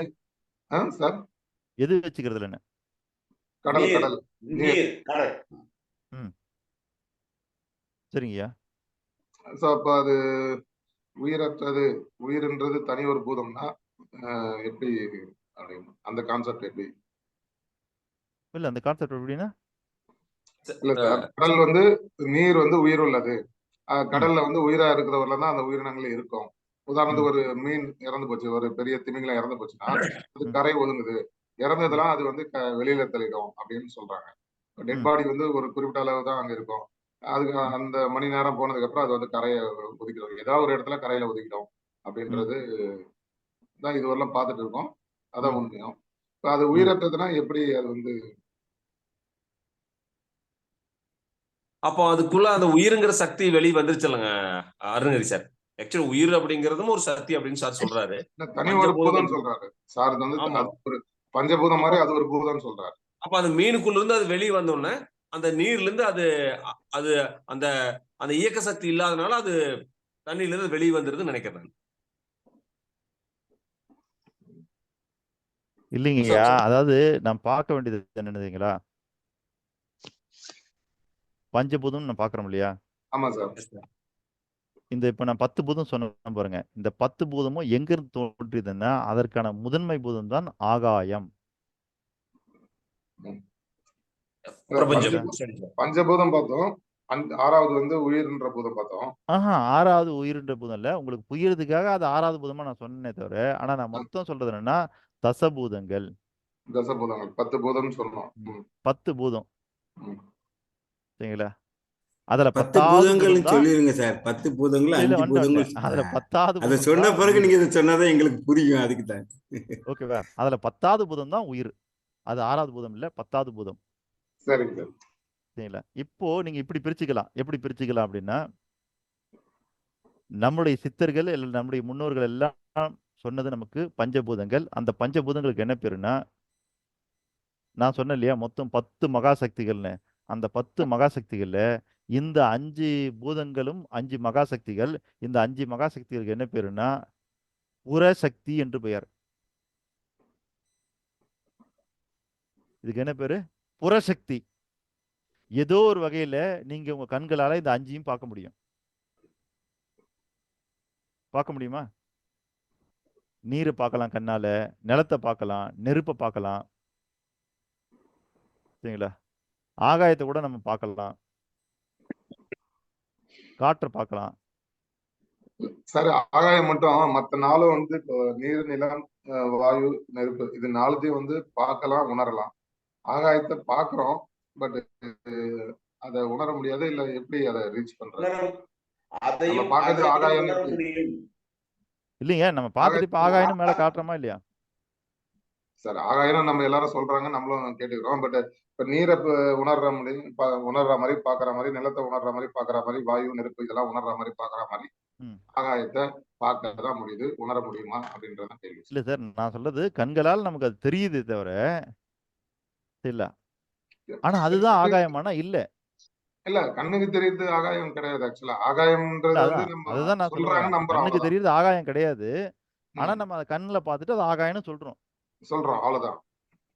இப்போ ஒரு உதாரணத்துக்கு இப்போ ஒரு குழந்தை கேக்குதுன்னு வச்சுக்கங்க. ம், நெருப்புனா என்னன்னு கேட்டா காமிப்பீங்க நீங்க. நிலனா எதுனா காட்ட முடியும். நீர்னா ம், எதுனா காட்ட முடியும். ம், சரில காட்டுல கூட நீங்க காட்ட முடியும். இதுதான் காத்துன்னு. ம். ஓகேங்களா? ஆகாயம் எதுன்னு கேட்டா கூட சார் உங்களால காட்ட முடியும். சார் இந்த காற்று எப்படி சார் காட்ட முடியாது? ஒரு உதாரணம் சொல்லுங்க சார். காற்று உணர்வு. என்னது? அது ஒரு உணர்வு. உணர்வு. இல்ல இல்ல உணரப்படலாம் சார், காத்தை உணர நீங்க காட்ட முடியல. முடியும். இப்போ நீங்க ஏதோ ஒண்ணு கொளுத்துறீங்க, புகையா வருதுன்னு வச்சுக்கீங்க. புகை வருது இல்ல சார்? ஆமா சார். புகையில என்ன இருக்குது? காத்து மட்டும் தானே இருக்குது. Yes sir. சரிங்களா? இல்லைன்னா நீங்க இப்போ ஒரு குழந்தை கண்ணத்துல மேகம் வச்சு மேகம் இருக்குங்க. மேகம் காற்று தானே சார்? இல்ல மேகம் காற்று தான். ஆ. சரிங்களா? இல்ல சார், இந்த சமண பௌத்தத்துல வந்து ஆகாயத்தை வந்து அக்செப்ட் பண்ணிக்கிறது இல்ல அவங்க. அதுக்கு இல்ல காரணம் அதுதான் வந்து சொல்ல அது வரேன். அதை அக்செப்ட் நிறுவனம் ஆகிறது பண்ணிக்கிறதுன்றது இல்லைன்னு கரெக்ட். சொல்றாங்க. நிறுவனம் பண்ண கரெக்ட் தான் அது. முடியாது அப்படி. நான் சொல்ல வர்றது என்னன்னா அதை அக்செப்ட் பண்ணிக்கிறது இல்லை, கரெக்டு தான். அது என்ன காரணம்னா நாம நேரடியா ஆகாயத்தை பார்க்க முடியாது. ஆனா நாம என்ன பண்ணோம், மேல காமிச்சு இதுதான் ஆகாயம்னு காமிக்கிறோம். ம். சரிங்களா? ஆனா நாம மேல பாக்குறது எதுன்னா காற்று மண்டலத்தை மட்டும் தான் பாக்குறோம் நம்ம. இல்ல, அது ஏன்னா ஒரு காரணம் ஆகாயங்கிறது இல்ல சார். காற்று மண்டலத்துக்கு அடுத்தது மேல இருக்குது. இல்ல, அது காரணம் இல்ல சார். ஆக்சுவலா பாக்குறாங்க, அது இல்ல. இப்ப பஞ்சபூதங்களும் உடம்புல இருக்குன்னு சொல்றோம். எல்லாமே இருக்குன்றதுக்கு காட்ட முடியும், உணர முடியும். ஆனா ஆகாயத்தை எப்படி உடல்ல காட்ட முடியும் அப்படின்னு கேட்டப்ப, ம். அதுதான் வெற்றிடமாக காட்டுகிறோம். இல்ல அதுதான் ஒரு உறுப்புக்கும் இன்னொரு உறுப்புக்கும் இடையில் உள்ள இடைவெளி தான் ஆகாயம் அப்படின்னு சொல்றோம். அதை எப்படி நிரூபணம் பண்றதுன்றதுக்கு உட்படுத்த முடியல அதை. அதனால அவங்க அதை ஏத்துக்கிறது இல்லைன்றது பதிலா இருக்கு. அது சரியான்னு தெரியல. அப்ப ஆகாயம் வந்து இப்ப வயிறு இருக்கு, பல உறுப்புகள் இருக்கு, இடையில உள்ள வெற்றிடம் தான் வந்து ஆகாயம் அப்படின்ற மாதிரி பதில். பட் அதை நிரூபணம் பண்ண முடியாது, அதனால அதை ஏத்துக்க முடியாதுன்ற மாதிரி வருது பதில். அதுதான் என்னோட இது. இல்ல சார், வெற்றிடம்ன்றதை ஏன் நிரூபணம் பண்ண முடியாதுன்றேன். வெற்றிடத்தை எப்படி சார் நிரூபணம் பண்றது? சரி, இப்போ ஒரு பெஞ்சில் 4 பேர் உட்காரலாம். ம். அந்த கடைசியில் நீங்க உட்கார்ந்துருக்கீங்க. ம். இந்த கடைசியில் நான் உட்கார்ந்துருக்கிறேன். ம். இன்னும் எத்தனை பேர் உட்காரலாம்? இடையில 2 பேர் உட்காரலாம். 2 பேரும் இல்ல. இடையில. இப்போ உங்களுக்கும் எனக்கும் சரிங்களா, இடையில என்ன இருக்குன்னு கேட்டீங்கன்னா 2 பேர் இருந்தா 2 பேர் இருக்காங்கன்னு சொல்லுவீங்க. 2 பேர் இல்லாதனால தான் அங்க வேற என்ன இருக்குன்னா இடைவெளி இருக்கிறது. இடை கூட்டல் வெளி. வெளி என்றால் ஆகாயம். அப்ப உங்களுக்கும் எனக்கும் நடுவுல யார் இருக்கிறாங்கன்னா 2 பேர் ஆள் இருந்தா ஆள் இருக்காங்க. ஆள் இல்லாதனால அங்க என்ன இருக்காங்கன்னா வெளி இருக்கின்றது. அதுதான் இடைவெளி. இடைவெளிக்கு ஆங்கிலத்தை நம்ம என்ன சொல்றோம்? ஸ்பேஸ்ன்றோம். ஆகாயத்துக்கும் ஸ்பேஸ் தான் சொல்றோம். அப்ப என்ன இருக்குன்னா எல்லாருக்கும் நடுவுல என்ன இருக்குன்னா அந்த இடைவெளி தான் இருக்குது.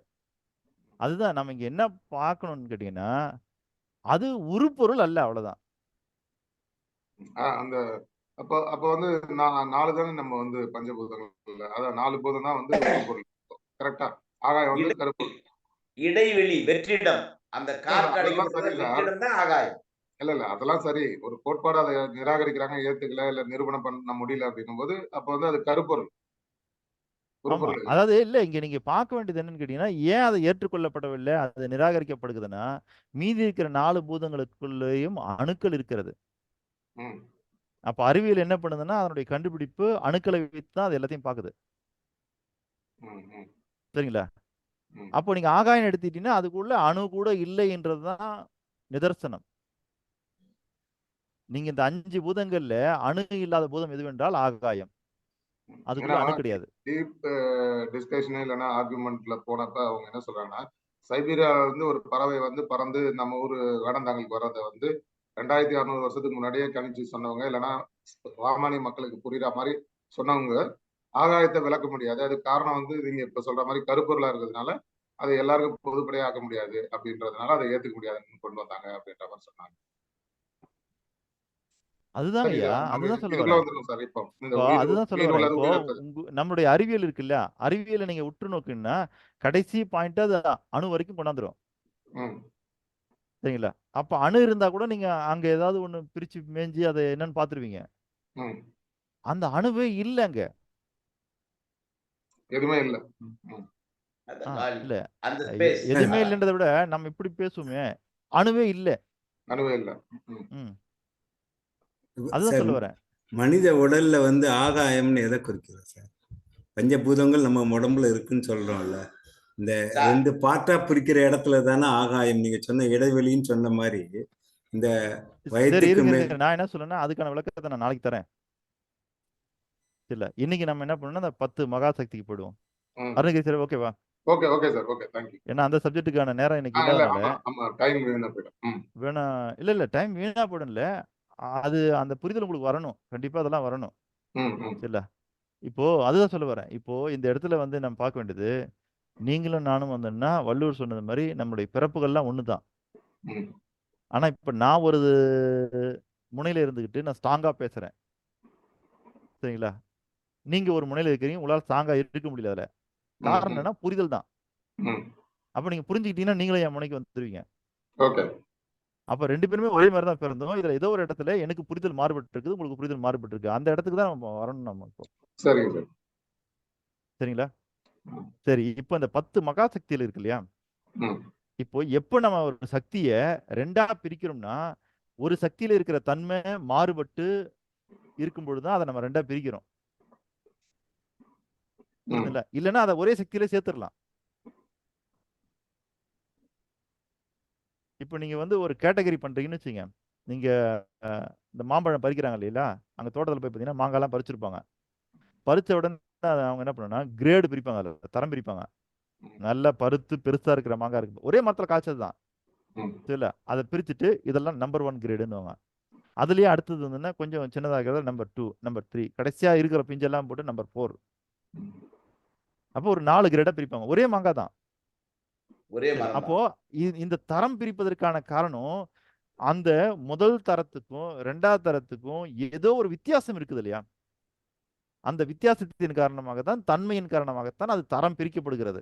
ம், அது நம்ம கையில தான் எடுத்து பிரிக்கிறாங்க இன்னைக்கு.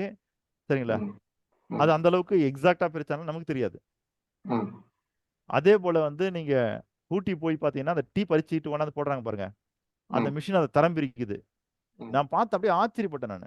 என்ன ஆச்சரியப்பட்டேன்னா, உங்களுக்கு டீயினுடைய வேல்யூ இருக்கு இல்லையா? ம். அது வந்து வெறும் இலை தான். இலை தானே சார் டீ? ஆமா ஆமா. ஆமா சார். வெறும் இலை தான். அதுல காயோ, தேயிலை கனியோ எதுவுமே கிடையாது. வெறும் இலை தான். அப்படின்னும்போது தேயிலை அதான் அதான். அப்போ அந்த அந்த இலை, அந்த செடியில இருக்கிற எல்லா இலைக்கும் அந்த வேல்யூ இல்ல. ம், சரிங்களா? குருத்துல இருக்கிற 3 இலைக்கு மட்டும் தான் அந்த வேல்யூ இருக்குது. அதனால நீங்க டீ தூள் அ எடுத்து பார்த்தீங்கன்னா, அதுல 3 இலை தான் போட்டிருப்பாங்க. ம், சரிங்களா? ம், மேல இருக்கிற 3 இலை தான் கிள்ளணும். ம், சரிங்களா? கிண்லி நீங்க போட்டீங்கன்னா, அந்த மிஷின் என்ன பண்ணுதுன்னா, ம், முதல் லீஃப மட்டும் தனியா கட் பண்ணுது. ம், 2வது லீஃப தனியா கட் பண்ணுது. 3வது லீஃப தனியா கட் பண்ணுது. இந்த 3 லீஃபையும் பேக் பண்ணுது. ம், சரிங்களா? அது எப்படி தரம் பிரிக்குது பாருங்க. முதல் லீஃப் தனி, 2ண்ட் லீஃப் தனி, 3rd லீஃப் தனி. ஓகே. இந்த 3 லீஃபும் பிரிச்சதுக்கு பிறகு அந்த காம்புலாம் இருக்கு பாருங்க. காம்பு மிச்சம் மீதிலாம் இருக்கு பாருங்க. ம், அதெல்லாம் சேர்த்து அரைச்சிட்டு, அத நம்மகிட்ட டீ தூள்ன்ற பேர்ல, அதுக்கு என்ன பேருன்னா சூப்பர் டஸ்ட் டீ. டஸ்ட். ஆமா, அவன் தான் சொல்றான்ல உங்களுக்கு சூப்பர் டஸ்ட் டீன்னு. நம்ம சாப்பிடுறதும் அதான். உண்மைதான் சார். சார் நான் டீ தூள் எல்லாம் பிரிச்சுட்டேன் சார். மீதி இருக்கிற குப்பையை தான் போட்டு உங்களுக்கு நான் டீ தூளா கொடுக்குறேன். அதுக்கு பேர் தான் சூப்பர் டஸ்ட் டீ. அவன் தெளிவா சொல்லிடுறான், டஸ்ட்னே சொல்லிடுறான். சொல்லி தானே கொடுக்குறான் உங்ககிட்ட. சார் அதை கொண்டு வந்து அதையும் கலப்படம் பண்ணி பெருக்கி பிசினஸ் நடத்திட்டு அது இருக்காங்க. வேற விஷயம். ஆனா ஆ. இங்க என்னன்னா, டீ அப்படின்னா என்னன்னா, first leaf, second leaf, 3rd leaf, அதான் டீ. ஓகேங்களா? அப்படி தரம் பிரிச்சது போக மீதி இருக்கிறதெல்லாம் குப்பை. அதனால தான் அவன் என்ன சொல்றான்னா, இது பயன்பாட்டுக்கு உரிய குப்பை அப்படிங்கிறதுனால அதுக்கு என்ன பேருனா சூப்பர் டஸ்ட். ஆர்டினரி டஸ்ட் இல்ல இது. புரியுதுல? அந்த குப்பை நம்மளுடைய பயன்பாட்டுக்கு உரிய குப்பைங்கிறதுனால அதுக்கு என்ன பேருனா சூப்பர் டஸ்ட். ம். ஓகேவா? திடம், மனம், நிறம் இருக்கு பாருங்க. இது 3 இல்லாததுதான் ஒரிஜினல் டீ. இது 3 வந்ததுன்னா அது super dust. Super sir, super sir. Sir ஓகேவா? கம்பெனிக்காரன் டீல பிஹெச்டி படிச்சிருக்கீங்க சார் நீங்க. சார் கம்பெனிக்காரன் அசந்து போயிடுவான் சார். அப்படி அப்போ ஏதோ ஒரு வகையில அந்த மிஷினுக்கு தரம் பிரிக்க கத்து கொடுத்துருக்கான் இல்லையா? இனி நீங்க அந்த நீங்க மாதிரி போனீங்கன்னா உள்ள விட மாட்டான் சார் அவன். இல்ல அதே மாதிரி என்னன்னா இந்த இடத்துல நாம் பார்க்க வேண்டியது அப்போ ஒரு பூதத்துக்கும் இன்னொரு பூதத்துக்கும் ஏதோ ஒரு வித்தியாசப்படுறதுனால தான் நாம் அதை தரம் பிரிக்கிறோம். இது வேற அது வேற என்று. புரியுதுங்களா? ஆமா சார். அப்படி புரிச்சதுல நாம பார்க்கக்கூடிய 5 பூதங்களுக்கு பேர் என்னன்னா புறசக்திகள். ஓகேங்களா? இப்போ குழந்தை கேக்குதுன்னா நீங்க ஆகாயம்னா என்னன்னு கூட காமிச்சிருவீங்கன்றேன். ஆமா ஆமா. காத்துனா என்னன்னு கூட காமிச்சிருவீங்க. ம். சரிங்களா? அப்போ நான் என்ன சொல்றேன்னா ஏதோ ஒரு வகையில ஒரு குழந்தைக்கு இதெல்லாம் காமிச்சிட முடியும். ம். இப்போ அடுத்தது 5 பூதங்கள் இருக்குது, மகாபூதங்கள். சரிங்களா? அது 5 பூதம் என்னன்னா அது வந்து அகசக்திகள். அது புறமாக தெரியாது, கண்களால் பார்க்க முடியாது, தொட்டு உணர முடியாது. சரிங்களா? அந்த மாதிரி இருக்கிறது அகசக்தி. அதுல என்ன இருக்குன்னா முதல் சக்தி காலம். காலம்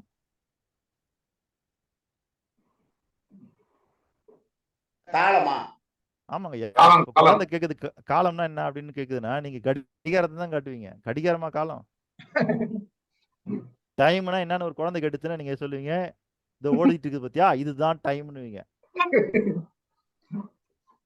சரிங்களா? அப்ப உங்களால காலத்தை காட்ட முடியுமானா காட்ட முடியாது.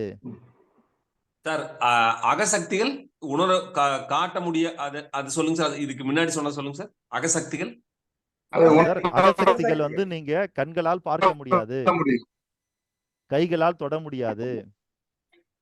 அதாவது இன்னும் சொல்ல போனா இன்னும் சொல்ல போனா உங்களுக்கு சிம்பிளா சொல்ல போனா உங்களுடைய 5 புலன்களால் தொட முடியாதுதான் சார் அகசக்தி. அகசக்தியை நன்றிங்கம்மா, நன்றி. ஓகேங்களா?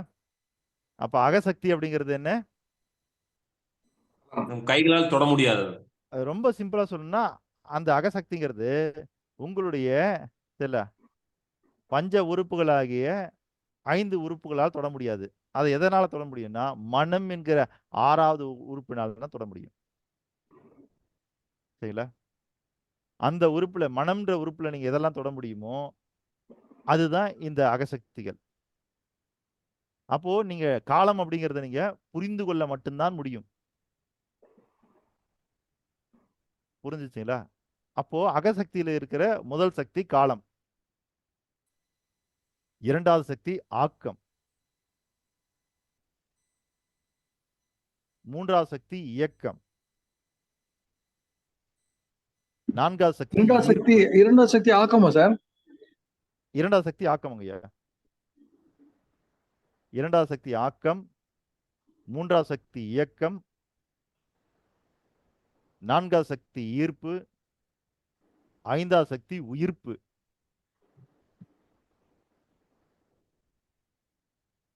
ஐந்தாவது சக்தி உயிர்ப்பா சார்? ஆமாங்க ஐயா. அதான் கடைசி சக்தி உயிர்னு சொன்னாங்க. ஆக்கம், இயக்கம், ஈர்ப்பு, காலம், உயிர்ப்பு. ஆர்டர் மாத்திட்டீங்க. இல்ல காலம், ஆக்கம், இயக்கம், ஈர்ப்பு. காலம், ஆக்கம், இயக்கம், ஈர்ப்பு, உயிர்ப்பு. இதான் ஆர்டர். இல்ல சார், நம்ம ஏற்கனவே இயற்கை விதி தெரிஞ்சு வச்சிருக்கோம் இல்லைங்களா? அதுக்கு முன்னாடி காலமும் பின்னாடி உயிர்ப்பும் சேர்த்துட்டோம்னா 5 சக்தி கிடைச்சு. ஆமாங்க ஐயா. அதாவது அதான் சொல்றேன், மொத்தம் வந்துன்னா தசபூதங்கள் 10 சக்தி இருக்குது இயற்கையில. அந்த 10 சக்திகளுக்கும் 10 விதி இருக்குது. ஆனா நாம வந்து என்ன பண்ணோம்னா அடிப்படை விதியா 3 தான் பாக்குறோம். சரிங்களா? என்ன காரணம்னா 10 விதியும் இப்ப நான் உங்ககிட்ட கொடுத்தேன்னா மொத்தமா கன்ஃபியூஸ் ஆயிடுவீங்க.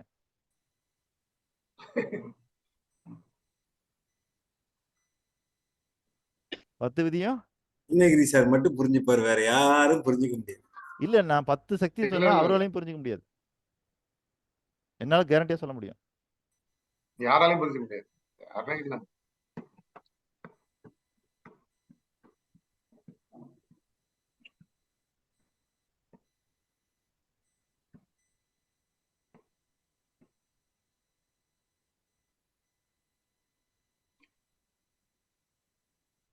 சார் இந்த இடத்துல இன்னொரு கேள்வி சார்.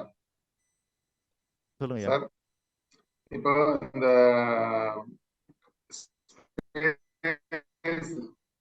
அதாவது இந்த காலம் ஸ்பேஸ் டைம் சொல்றோம் இல்லைங்களா, ஸ்பேஸ் டைம். இந்த இல்லையா நிலமும் ஸ்பேஸ் வேற டைம் ஸ்பேஸும் வேற ஒரு காலத்துல ஒண்ணா அருணகிரி ஐயா உங்க வாய்ஸ் இப்ப வேற வேற பட் ஒரு சார் கேக்குதுங்களா? அருணகிரி சார் உங்க வாய்ஸ் கேட்கல சார். இப்ப கேக்குது சொல்லுங்க.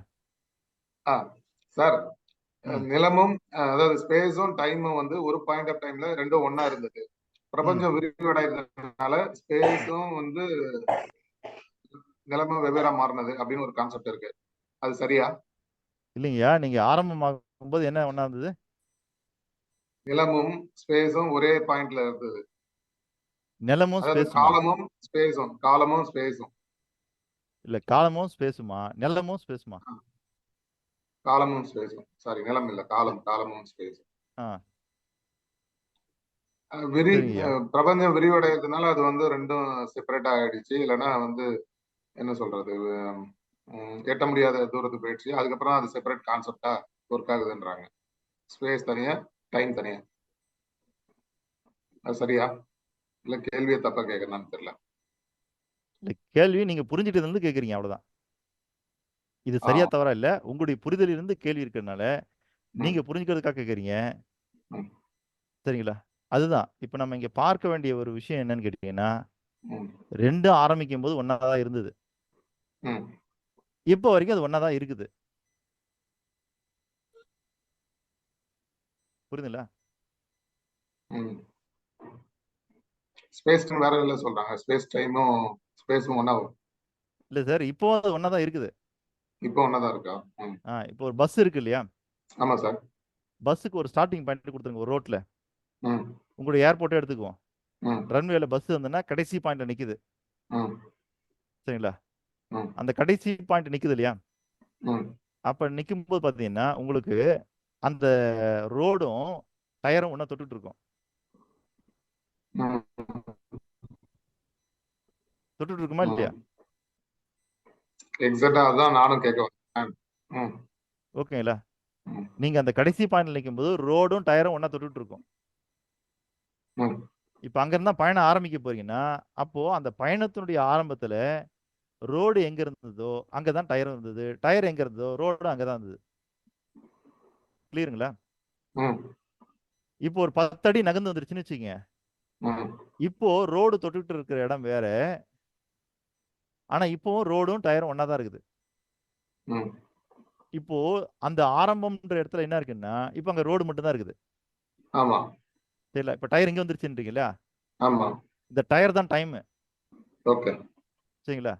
அது எவ்வளவு தூரம் போனாலும் அது ஸ்பேஸோட ஒட்டி தான் இருக்க முடியும். ஏன்னா தனித்து இயங்க முடியாது. அதனால நீங்க டயர் எங்க கொண்டு போய் தனியா உருள விட முடியுமா? முடியாது. அது எங்க இருந்தாலும் ரோடோட ஓடு தான் ஒட்டிட்டு இருக்க முடியும். ஆனா அப்போ இருந்த ரோடு வேற, இப்ப இருக்கிற ரோடு வேற. ஓகே. ஓகேங்களா? அது எப்ப இருந்தாலும் ரோடோட தான் வர முடியாது. ரோடு இல்லாம டயர் நகர முடியாது. ஓகே. கிளியரா? கிளியர். ஆனா என்ன விஷயம்னா, ஆரம்பிக்கும் போது ஆரம்பம்ன்ற பாயிண்ட்ல ரெண்டுமே ஒண்ணா ஒரே இடத்துல இருந்தது. அதாவது என்னன்னா, டயருக்கும் அது ஆரம்பம், ரோட்டுக்கும் அது ஆரம்பம். ஆனா இப்ப ஒரு 10 அடி தூரம் தள்ளி கொண்டாந்து நிறுத்திட்டீங்கன்னா, இப்ப இந்த இடத்துல என்ன இருக்குன்னு கேட்டீங்கன்னா, இப்போ ரோடும் டயரும் இங்கேயும் ஒட்டிட்டு தான் இருக்குது. சரிங்களா? ஆனா 10 அடிக்கு முன்னாடி இருந்த ரோடு வேற, இப்ப இருக்கிற ரோடு வேற. ஆனா இங்க என்னன்னா, டயர் அதே டயர் தான். புரிஞ்சுதுங்களா? Okay sir. Clear? Clear sir, clear. அதனால எப்பயுமே வந்து காலத்தையும் டைமையும் நீங்க பிரிக்கவே முடியாது.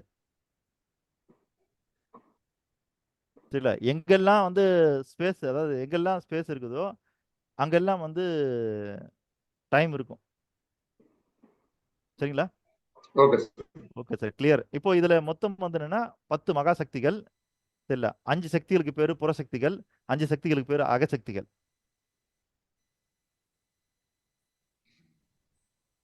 இப்போ இது வரைக்கும் கிளியர் ஆயிடுச்சா? அஞ்சு அஞ்சு அகசக்திகள் என்னென்னு யாராவது ஒருத்தர் 2 3 பேர் சொல்லுங்க போலாம். ஒண்ணு யோகானந்தம் சார் சொல்லுங்க. நான் தான் எழுதாமலே உட்கார்ந்துருப்பேனே. ஐயா சொல்லவா? இருங்க யோகானந்தம் சார்கிட்ட கேட்டிருக்கேன். பஞ்சசக்திக்கு தானே சார்? நீர், நிலம், காற்று, ஆகாயம். பஞ்சசக்தியெல்லாம் நான் கேட்கல, அகசக்திகள்னு சொல்ல 5 சக்திகள் இது.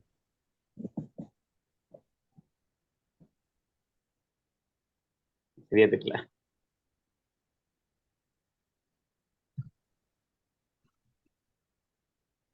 ஏன்னா ஒரு கிரவுண்ட் இருந்துன்னா கொஞ்சம் பேர் விளையாட வருவாங்க, கொஞ்சம் பேர் வேடிக்கை பார்க்க வருவாங்க. இல்ல இப்ப நம்ம விளையாட வந்திருக்கோமா, வேடிக்கை பார்க்க வந்திருக்கோமா? அப்படிங்கிறத நீங்க கிளியர் பண்ணிக்கணும். சரிங்களா? ஏன்னா எல்லாரும் எழுதிட்டு இருக்காங்க, நீங்க எழுதாம இருக்கிறீங்க. ஆமா. ஏன் எழுதல? ஏன்னா நம்ம வேடிக்கை பார்க்க வந்திருக்கோம். இல்ல விளையாடுறவங்க தானே அதுக்கான ஆயுதங்கள்லாம் எடுத்துட்டு வரணும். சரிங்களா ஐயா? அதனால எழுதுங்க, தயவு செய்து எழுதுங்க. ஏன்னா நான் சொல்லக்கூடிய இந்த கருத்துக்கள்லாம் உங்களுக்கு எந்த புத்தகத்திலையும் கிடைக்காது. ஓகேங்களா? தயவு செய்து எழுதுங்க. அப்ப 5 மகாசக்திகள் என்ன சொல்லுங்க, உங்க காதால கேட்ட வரைக்கும் சொல்லுங்க. மகாசக்தி இதுதான். நீர், நிலம், காற்று, ஆகாயம். அதுதான் நெருப்புதான். சிக்கல் எங்க இருக்குன்னு தெரிஞ்சுக்குதுங்களா உங்களுக்கு? சரிங்க. சிக்கல் எங்க இருக்குன்னு தெரிஞ்சுக்கங்க. இப்போ நீங்க சொன்னீங்கல்ல, அந்த ஆன்சர் இல்லாம வேற ஏதாவது ஒண்ணு சொல்லுவாங்க. இப்ப யார்கிட்டயே கேட்போம். இல்ல யார்கிட்ட கேட்போம்னா ஆப்பிகன் சார்கிட்ட கேட்போம். ஆப்பிகன் சார் சொல்லுங்க, 5 அகசக்திகள் என்ன?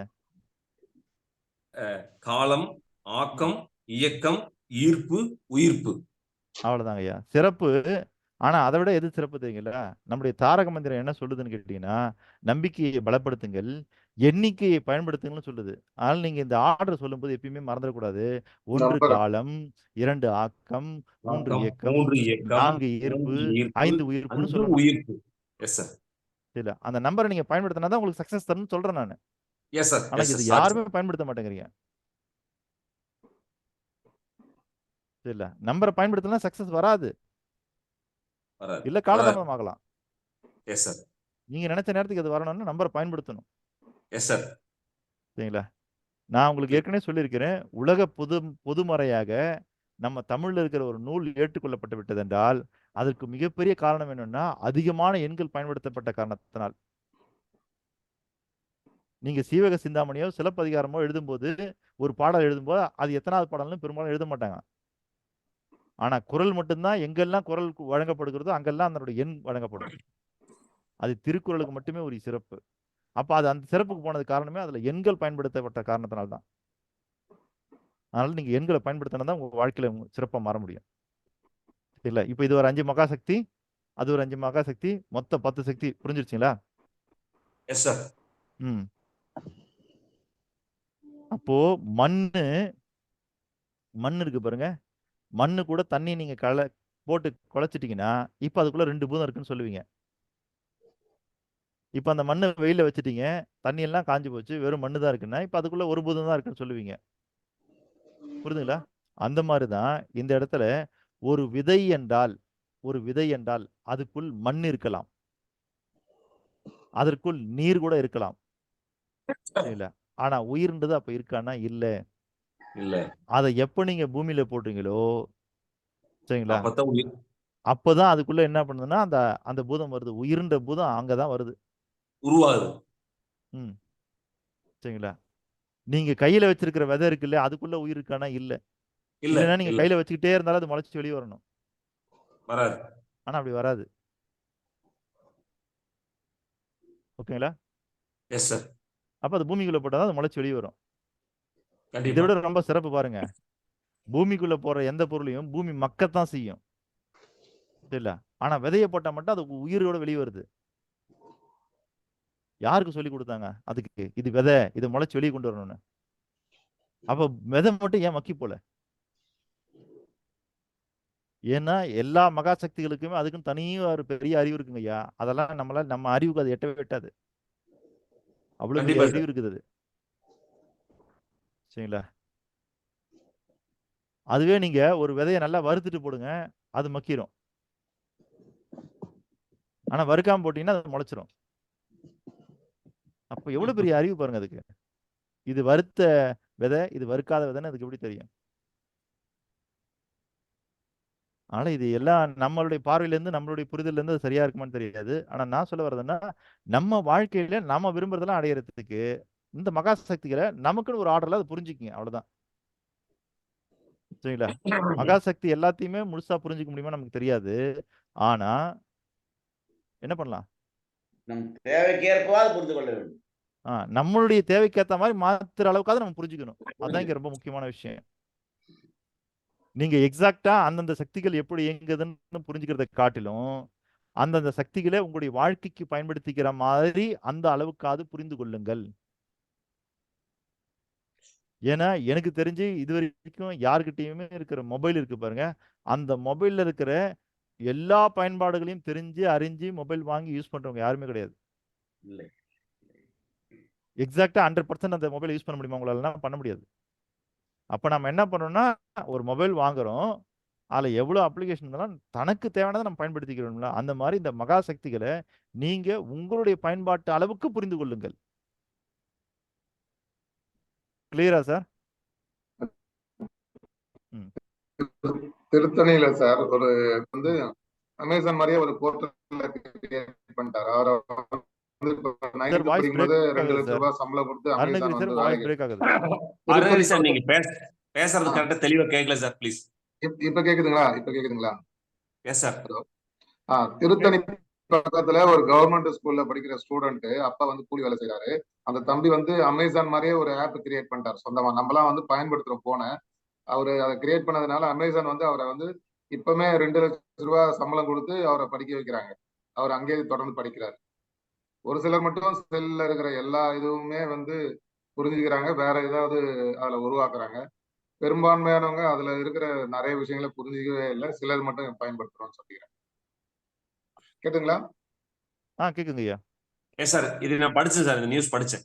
ஆமாமா. அப்ப நான் என்ன சொல்ல வரேன்னா, இந்த மகா சக்திகளை அந்த சக்தியினுடைய முழு வடிவம் என்னன்றதை விட நீங்க புரிஞ்சுக்க விட உங்க வாழ்க்கைக்கு அது எவ்வளவு பயன்படுமோ அந்த அளவுக்கு அதை புரிஞ்சுக்கங்க. ஓகேங்களா?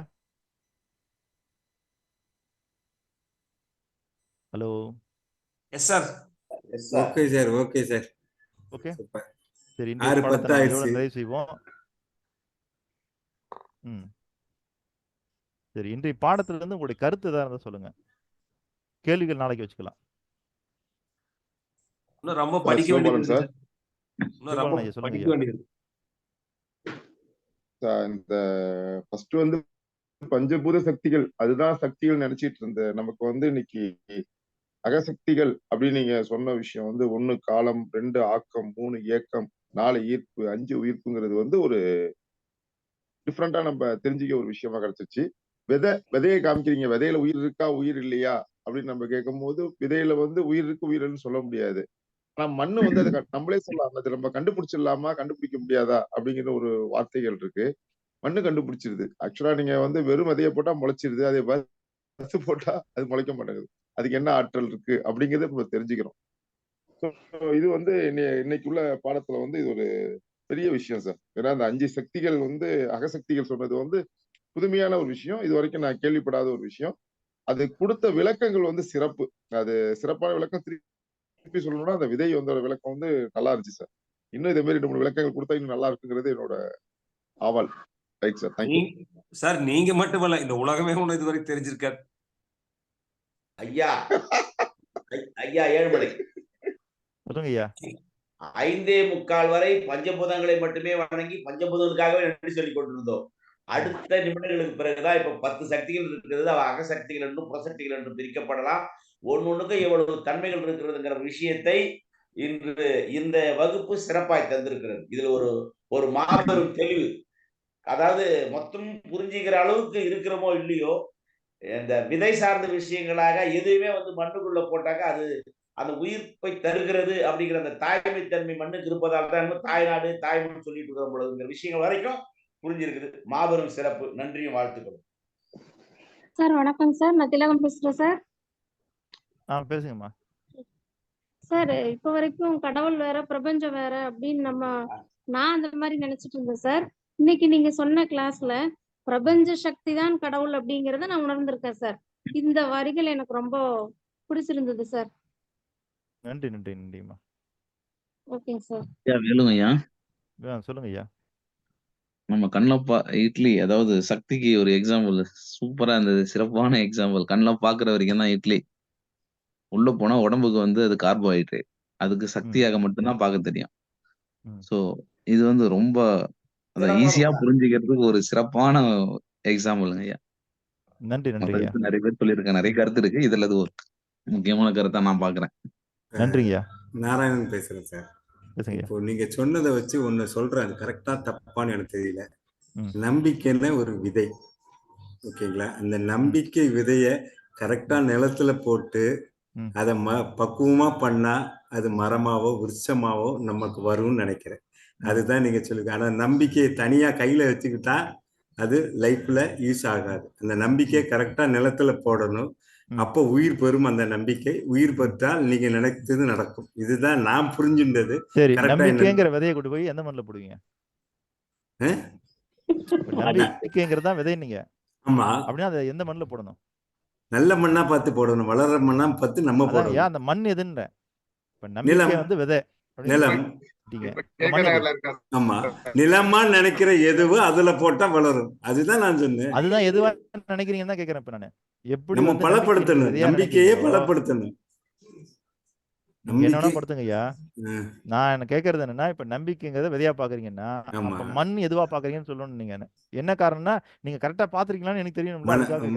மனம் தான் மண், அதான் இல்ல. சரிங்களா? இங்க நம்பிக்கை தான் மண். அப்ப நம்பிக்கை தான் மண், நம்பிக்கை தான் விதை, ரெண்டுமே ஒண்ணு இல்ல.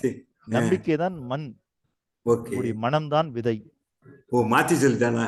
Okay, super super. ஏதோ ஒரு இல்ல, அதுக்குதான் கிளியர் பண்ண விரும்புறேன் நானு. நம்பிக்கை விதை. நீங்க நம்பிக்கையை கொண்டு போய் எங்கேயும் விதைக்க வேண்டியது இல்ல. இல்ல, நீங்க எதையெல்லாம் கொண்டாந்து நம்பிக்கைக்குள்ள விதைக்கிறீங்களோ அதெல்லாம் முளைச்சிக்கும். புரியுதுங்களா? அப்ப மனம் மட்டும் விதையா? நம்பிக்கை எப்படி சொல்றீங்க? மண்ணுன்ற நம்பிக்கை விதை இல்ல, அது மண்ணு. நீங்க எந்த விதையை கொடுத்தாலும் அது முளைக்க வைக்கும். Okay, super super sir. புரியுதுங்களா? நான் மாத்தி கன்ஃபியூஸ் ஆயிட்டேன். ஓகே, அவ்வளவுதான். அது விதை இல்ல, அது விதைகள் எல்லாம் முளைக்க வைக்கக்கூடிய ஆற்றல் கொண்டது நம்பிக்கை. அதுதான் மண். சார் இன்னொரு தடவை சொல்லுங்க சார் இந்த வார்த்தையை. விதைகளை எல்லாம் முளைக்க வைக்கக்கூடிய ஆற்றல் கொண்ட மண் நம்பிக்கை. நீங்க ஒரு எண்ணத்தை விதைச்சீங்கன்னா அதை வளர்த்து விடும். ஒரு சிந்தனையை விதைச்சீங்கன்னா அதை வளர்த்து விடும். ஒரு கருத்தை விதைச்சீங்கன்னா அதை வளர்த்து விடும். அப்ப எல்லாத்தையும் விதைக்கிற இடம் தான் நம்பிக்கை. நம்பிக்கை தான் மண்ணு. சரிங்களா சார்? ஆமாங்க. விதை தான் மனம். ஆமாங்கம்மா. ஓகேங்க சார், ஓகேங்க சார். விதைன்னு இல்ல, நீங்க எதெல்லாம் விதையா விதைக்கிறீங்களோ அதுக்குள்ள விதை தான். ஆமா, எதெல்லாம் நீங்க நம்பிக்கையில விதைக்கிறீங்களோ அதெல்லாம் விதை தான். அது ஓகே ஓகே, சூப்பர். ஓகேங்க சார், ஓகே சார். நன்றிங்க. வேற யார்கிட்ட கருத்துக்கள் ஏதாவது இருக்குதா? நான் ஒரு கேள்வி கேட்டதுக்கு பலமான பதில் கிடைச்சது சார். அப்படி இல்ல சார், நாராயணன் சார் கேள்வி கேட்டதுனால எல்லாத்துக்கும் நல்ல விளக்கம் தெரிஞ்சதுங்க சார். நன்றி நன்றிங்கம்மா. ஓகேங்க சார், ஓகேங்க சார். ஆனா நான் கேள்வி கேட்க கூடாது, நாளைக்கு தான் கேட்கணும்னு சொல்லியிருந்தேன். சரிங்களா? அவர் கேள்வி மாதிரி கேட்கல, கருத்து மாதிரி சொல்லி கேள்வி ஆக்கிட்டாரு. நன்றி. மேஜர் நாராயணன் சார், என்ன ஃபீல் பண்றீங்க?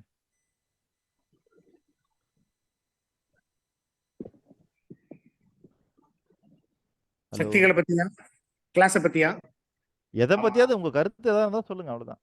இல்ல நம்ம சொல்றது எல்லாமே ஒரு வார்த்தை விடாம நோட் பண்ணி வச்சுட்டு இருக்கேன்.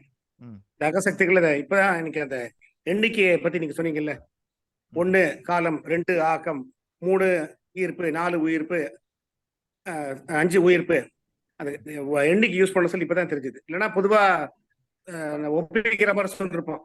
காலம், ஆக்கம், இயக்கம், ஈர்ப்பு, உயிர்ப்புன்னு சொல்லிருப்போம். 1 2 3 4 5 சொல்ல சொன்னீங்கல்ல, அது எனக்கு ஒரு புதுமையான செய்தியா இருந்தது. 2வது, நான் இது மட்டும் கேட்காதது திருக்குறளை பத்தி சொன்னீங்க. எவ்வளவு உங்களுக்கு சிலப்பதிகாரம் மணிமேகலாம் இருந்தா கூட எண்ணிக்கைக்கு முக்கியத்துவம் கொடுத்த திருக்குறள் அதான் அது உயர்ந்து இருக்குதுன்னு சொல்லிட்டு. ஆமாம் ஐயா, நன்றி. நன்றி. இன்னும் பேசாதவங்க யாராவது இருக்காங்களா? இருக்காங்க. செல்வேந்தர் பாண்டிராசா ஐயாலாம் பேசலையே. இனிய காலை செல்வ வணக்கம். செல்வ வணக்கம் ஐயா. கருத்து பரிமாற்றத்துக்கு வந்து நான் என்ன சொல்ல வர்றேன் அப்படின்னா, உலகத்தில் எதுவுமே தானாக நடக்காது. ஆனா நம்ம இங்க வந்து கூட்டமா வந்து சேர்ந்திருக்கிறது இந்த பிரபஞ்சத்தோட சக்தினாலதான். ம். அதற்கடுத்து வந்து இந்த 5 சக்திகள் மட்டும்தான் எல்லாத்துக்குமே தெரிந்தது. ஆனா இந்த கூட்டத்தொடர்ல வந்து 10 சக்திகள் இருக்குது அப்படின்றத நான் வந்து உணர்ந்துகிட்டேன். புதுசா நன்றி, கத்துக்கிட்ட நன்றி. தகவல் வந்து தேயிலைக்கு உரிய அர்த்தங்கள். ம். அது என்னை வெகு சிறப்பா வந்து கவர்ந்தது. இவ்வளவு நாள் வந்து நான் தயாரிக்கிற இடத்துலயும் வாழ்ந்திருக்கேன். ம். அதை டெய்லியும் உண்டு வாழ்றேன். ஆனா ம். அதை வந்து ஒரு டஸ்ட் அப்படின்னு சொன்னது வந்து வியப்பாக இருந்தது. இனிமேல் அது விருப்ப பணமா இருக்காது. ம். அவ்வளவுதான். நீங்க விருப்ப பணமா இருக்கலாம். அது ஐயா, எப்படின்னா எனக்கு இருக்காது. இல்ல இல்லைங்க, நான் சொல்றது டஸ்ட்டை விரும்பாதீங்க, லீஃபை விரும்புங்கன்றேன். நிச்சயம் புரியுதா? ஐயா. நீங்க ஃபர்ஸ்ட் லீஃப் இருக்குல்ல, அதை நீங்க கேட்டு வாங்கினீங்கன்னா போதும். சரிங்க. இருக்கு, கடையில இருக்குது. First leaf, first grade leaf இருக்கு இல்லையா, அது கிடைக்குது. 50 கிராம் 1200 ரூபா. வேற ஒண்ணும் இல்ல. இல்ல அதெல்லாம் எக்ஸ்போர்ட் ஆயிடுச்சு சார். நம்ம இருக்கிறது கிடைக்கிறது 8 எல்லாமே லட்சமா வந்து தானே. அந்த ரெண்டுக்கு என்ன டிஃபரன்ஸ் இருக்கு சார்? அதுல என்ன டேஸ்ட் நீங்க சொல்றது மாறுமா? எல்லாமே என்ன எக்ஸ்போர்ட்ல டிஃபரன்ஸ் போயிடுச்சு. சார் இந்த ஹெல்த் தான் சார் டிஃபரெண்ட். டேஸ்ட் கிரீன் எல்லாம் டீ அப்புறம் தான். சொல்றாங்க. ஹெல்த் அது தான், எதை ஹெல்த் பெனிஃபிட் தான் டிஃபரெண்ட். சொல்றது? டேஸ்டே மாறுமான்னு கேக்குறேன். அதாங்க யா, டேஸ்டே இல்லாததான் டீ. இல்ல நீங்க முந்திரி இப்ப பருப்பு, நீங்க இல்ல முந்திரி நீங்க பருப்பு கூட அப்படி பிரிக்கிறாங்க. முந்திரி பருப்பு கூட ஃபர்ஸ்ட் செகண்ட் தேர்டுன்னு பிரிப்பாங்க. இந்த சார் கடைசியா உலகத்துல வர்றதா இருக்கிற எல்லா உணவுப் பொருளையும் நீங்க அப்படி பிரிக்கலாம் சார். அப்ப இயற்கையே அப்படி கொடுக்குது. ஒரே பிராண்டா கொடுக்காது பொழுது. எது? அதை பிரிக்கிற மாதிரி தான் கொடுக்குது இயற்கையே. ஒரே ஆமா, மரத்துல அப்படி டிஃபரன்ஸ் வருது. ஒரே இதுல அடிப்படை வரும் விதியே வரும் வரும். யூனிக்கா தான் இருக்கணும். ஒவ்வொன்றுமே யூனிக்கா இருக்கிறது தான் சரிங்களா? இயற்கை. மனிதன்ல அப்படிதானே பிரிக்கிறான். First grade, second grade, last ஆமா. கிரேடு. ம். ஐயா அதான் சொல்றேன், இந்த உலகத்துல இருக்கிற எல்லாமே எண்களை பயன்படுத்துகிறது. ஓகே. தரம் பிரித்தல் என்பது எண்களுடைய வரிசை. ஓகேங்களா? சரி, ஓகே. இன்றைய நாளுடைய நிறைவு பகுதிக்கு வந்து விடுவோம். மீண்டும் நாளை நாம் தொடருவோம். இன்று நிறைவு செய்வதற்கு முன்பாக லட்சுமி அம்மா கூட்டு பிரார்த்தனை வழங்கலாமா? ஏன்னா நம்ம நிகழ்ச்சி ஆரம்பிச்சதுல இருந்து அவங்க கூட்டு பிரார்த்தனைக்காகவே காத்திருக்காங்க. கான்ட்ராக்ட், அது கொடுக்காம முடிக்கூடாது நம்ம. Full contract. உலக மக்களின் நன்மைக்கான கூட்டு பிரார்த்தனை. அவங்களோட உலக சேர்ந்து யார் மக்கள் கொடுக்க போறது? உலக மக்கள் நன்மைக்காக கூட்டு பிரார்த்தனை. உலக அவங்களோட எல்லா சேர்ந்து யாரு? உயிர்களையும் நாராயண் படைத்த சார் நீங்க தெரியுங்களா? உலக எல்லா உயிர்களையும் படைத்த சரி, ஓகே.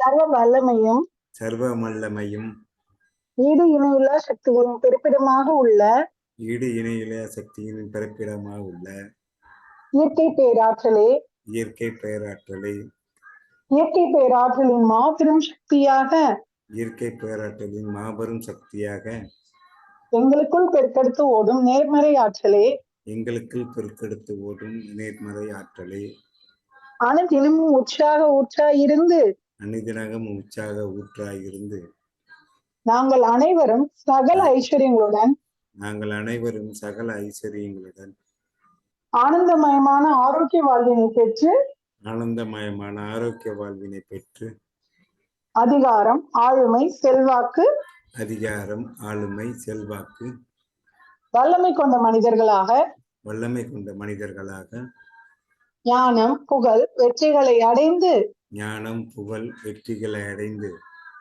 நாங்களும் எங்கள் குடும்பமும் பரிபூர்ண திருப்தியுடன் பரிபூர்ண திருப்தியுடன் நிறைந்த செல்வ செழிப்புடன்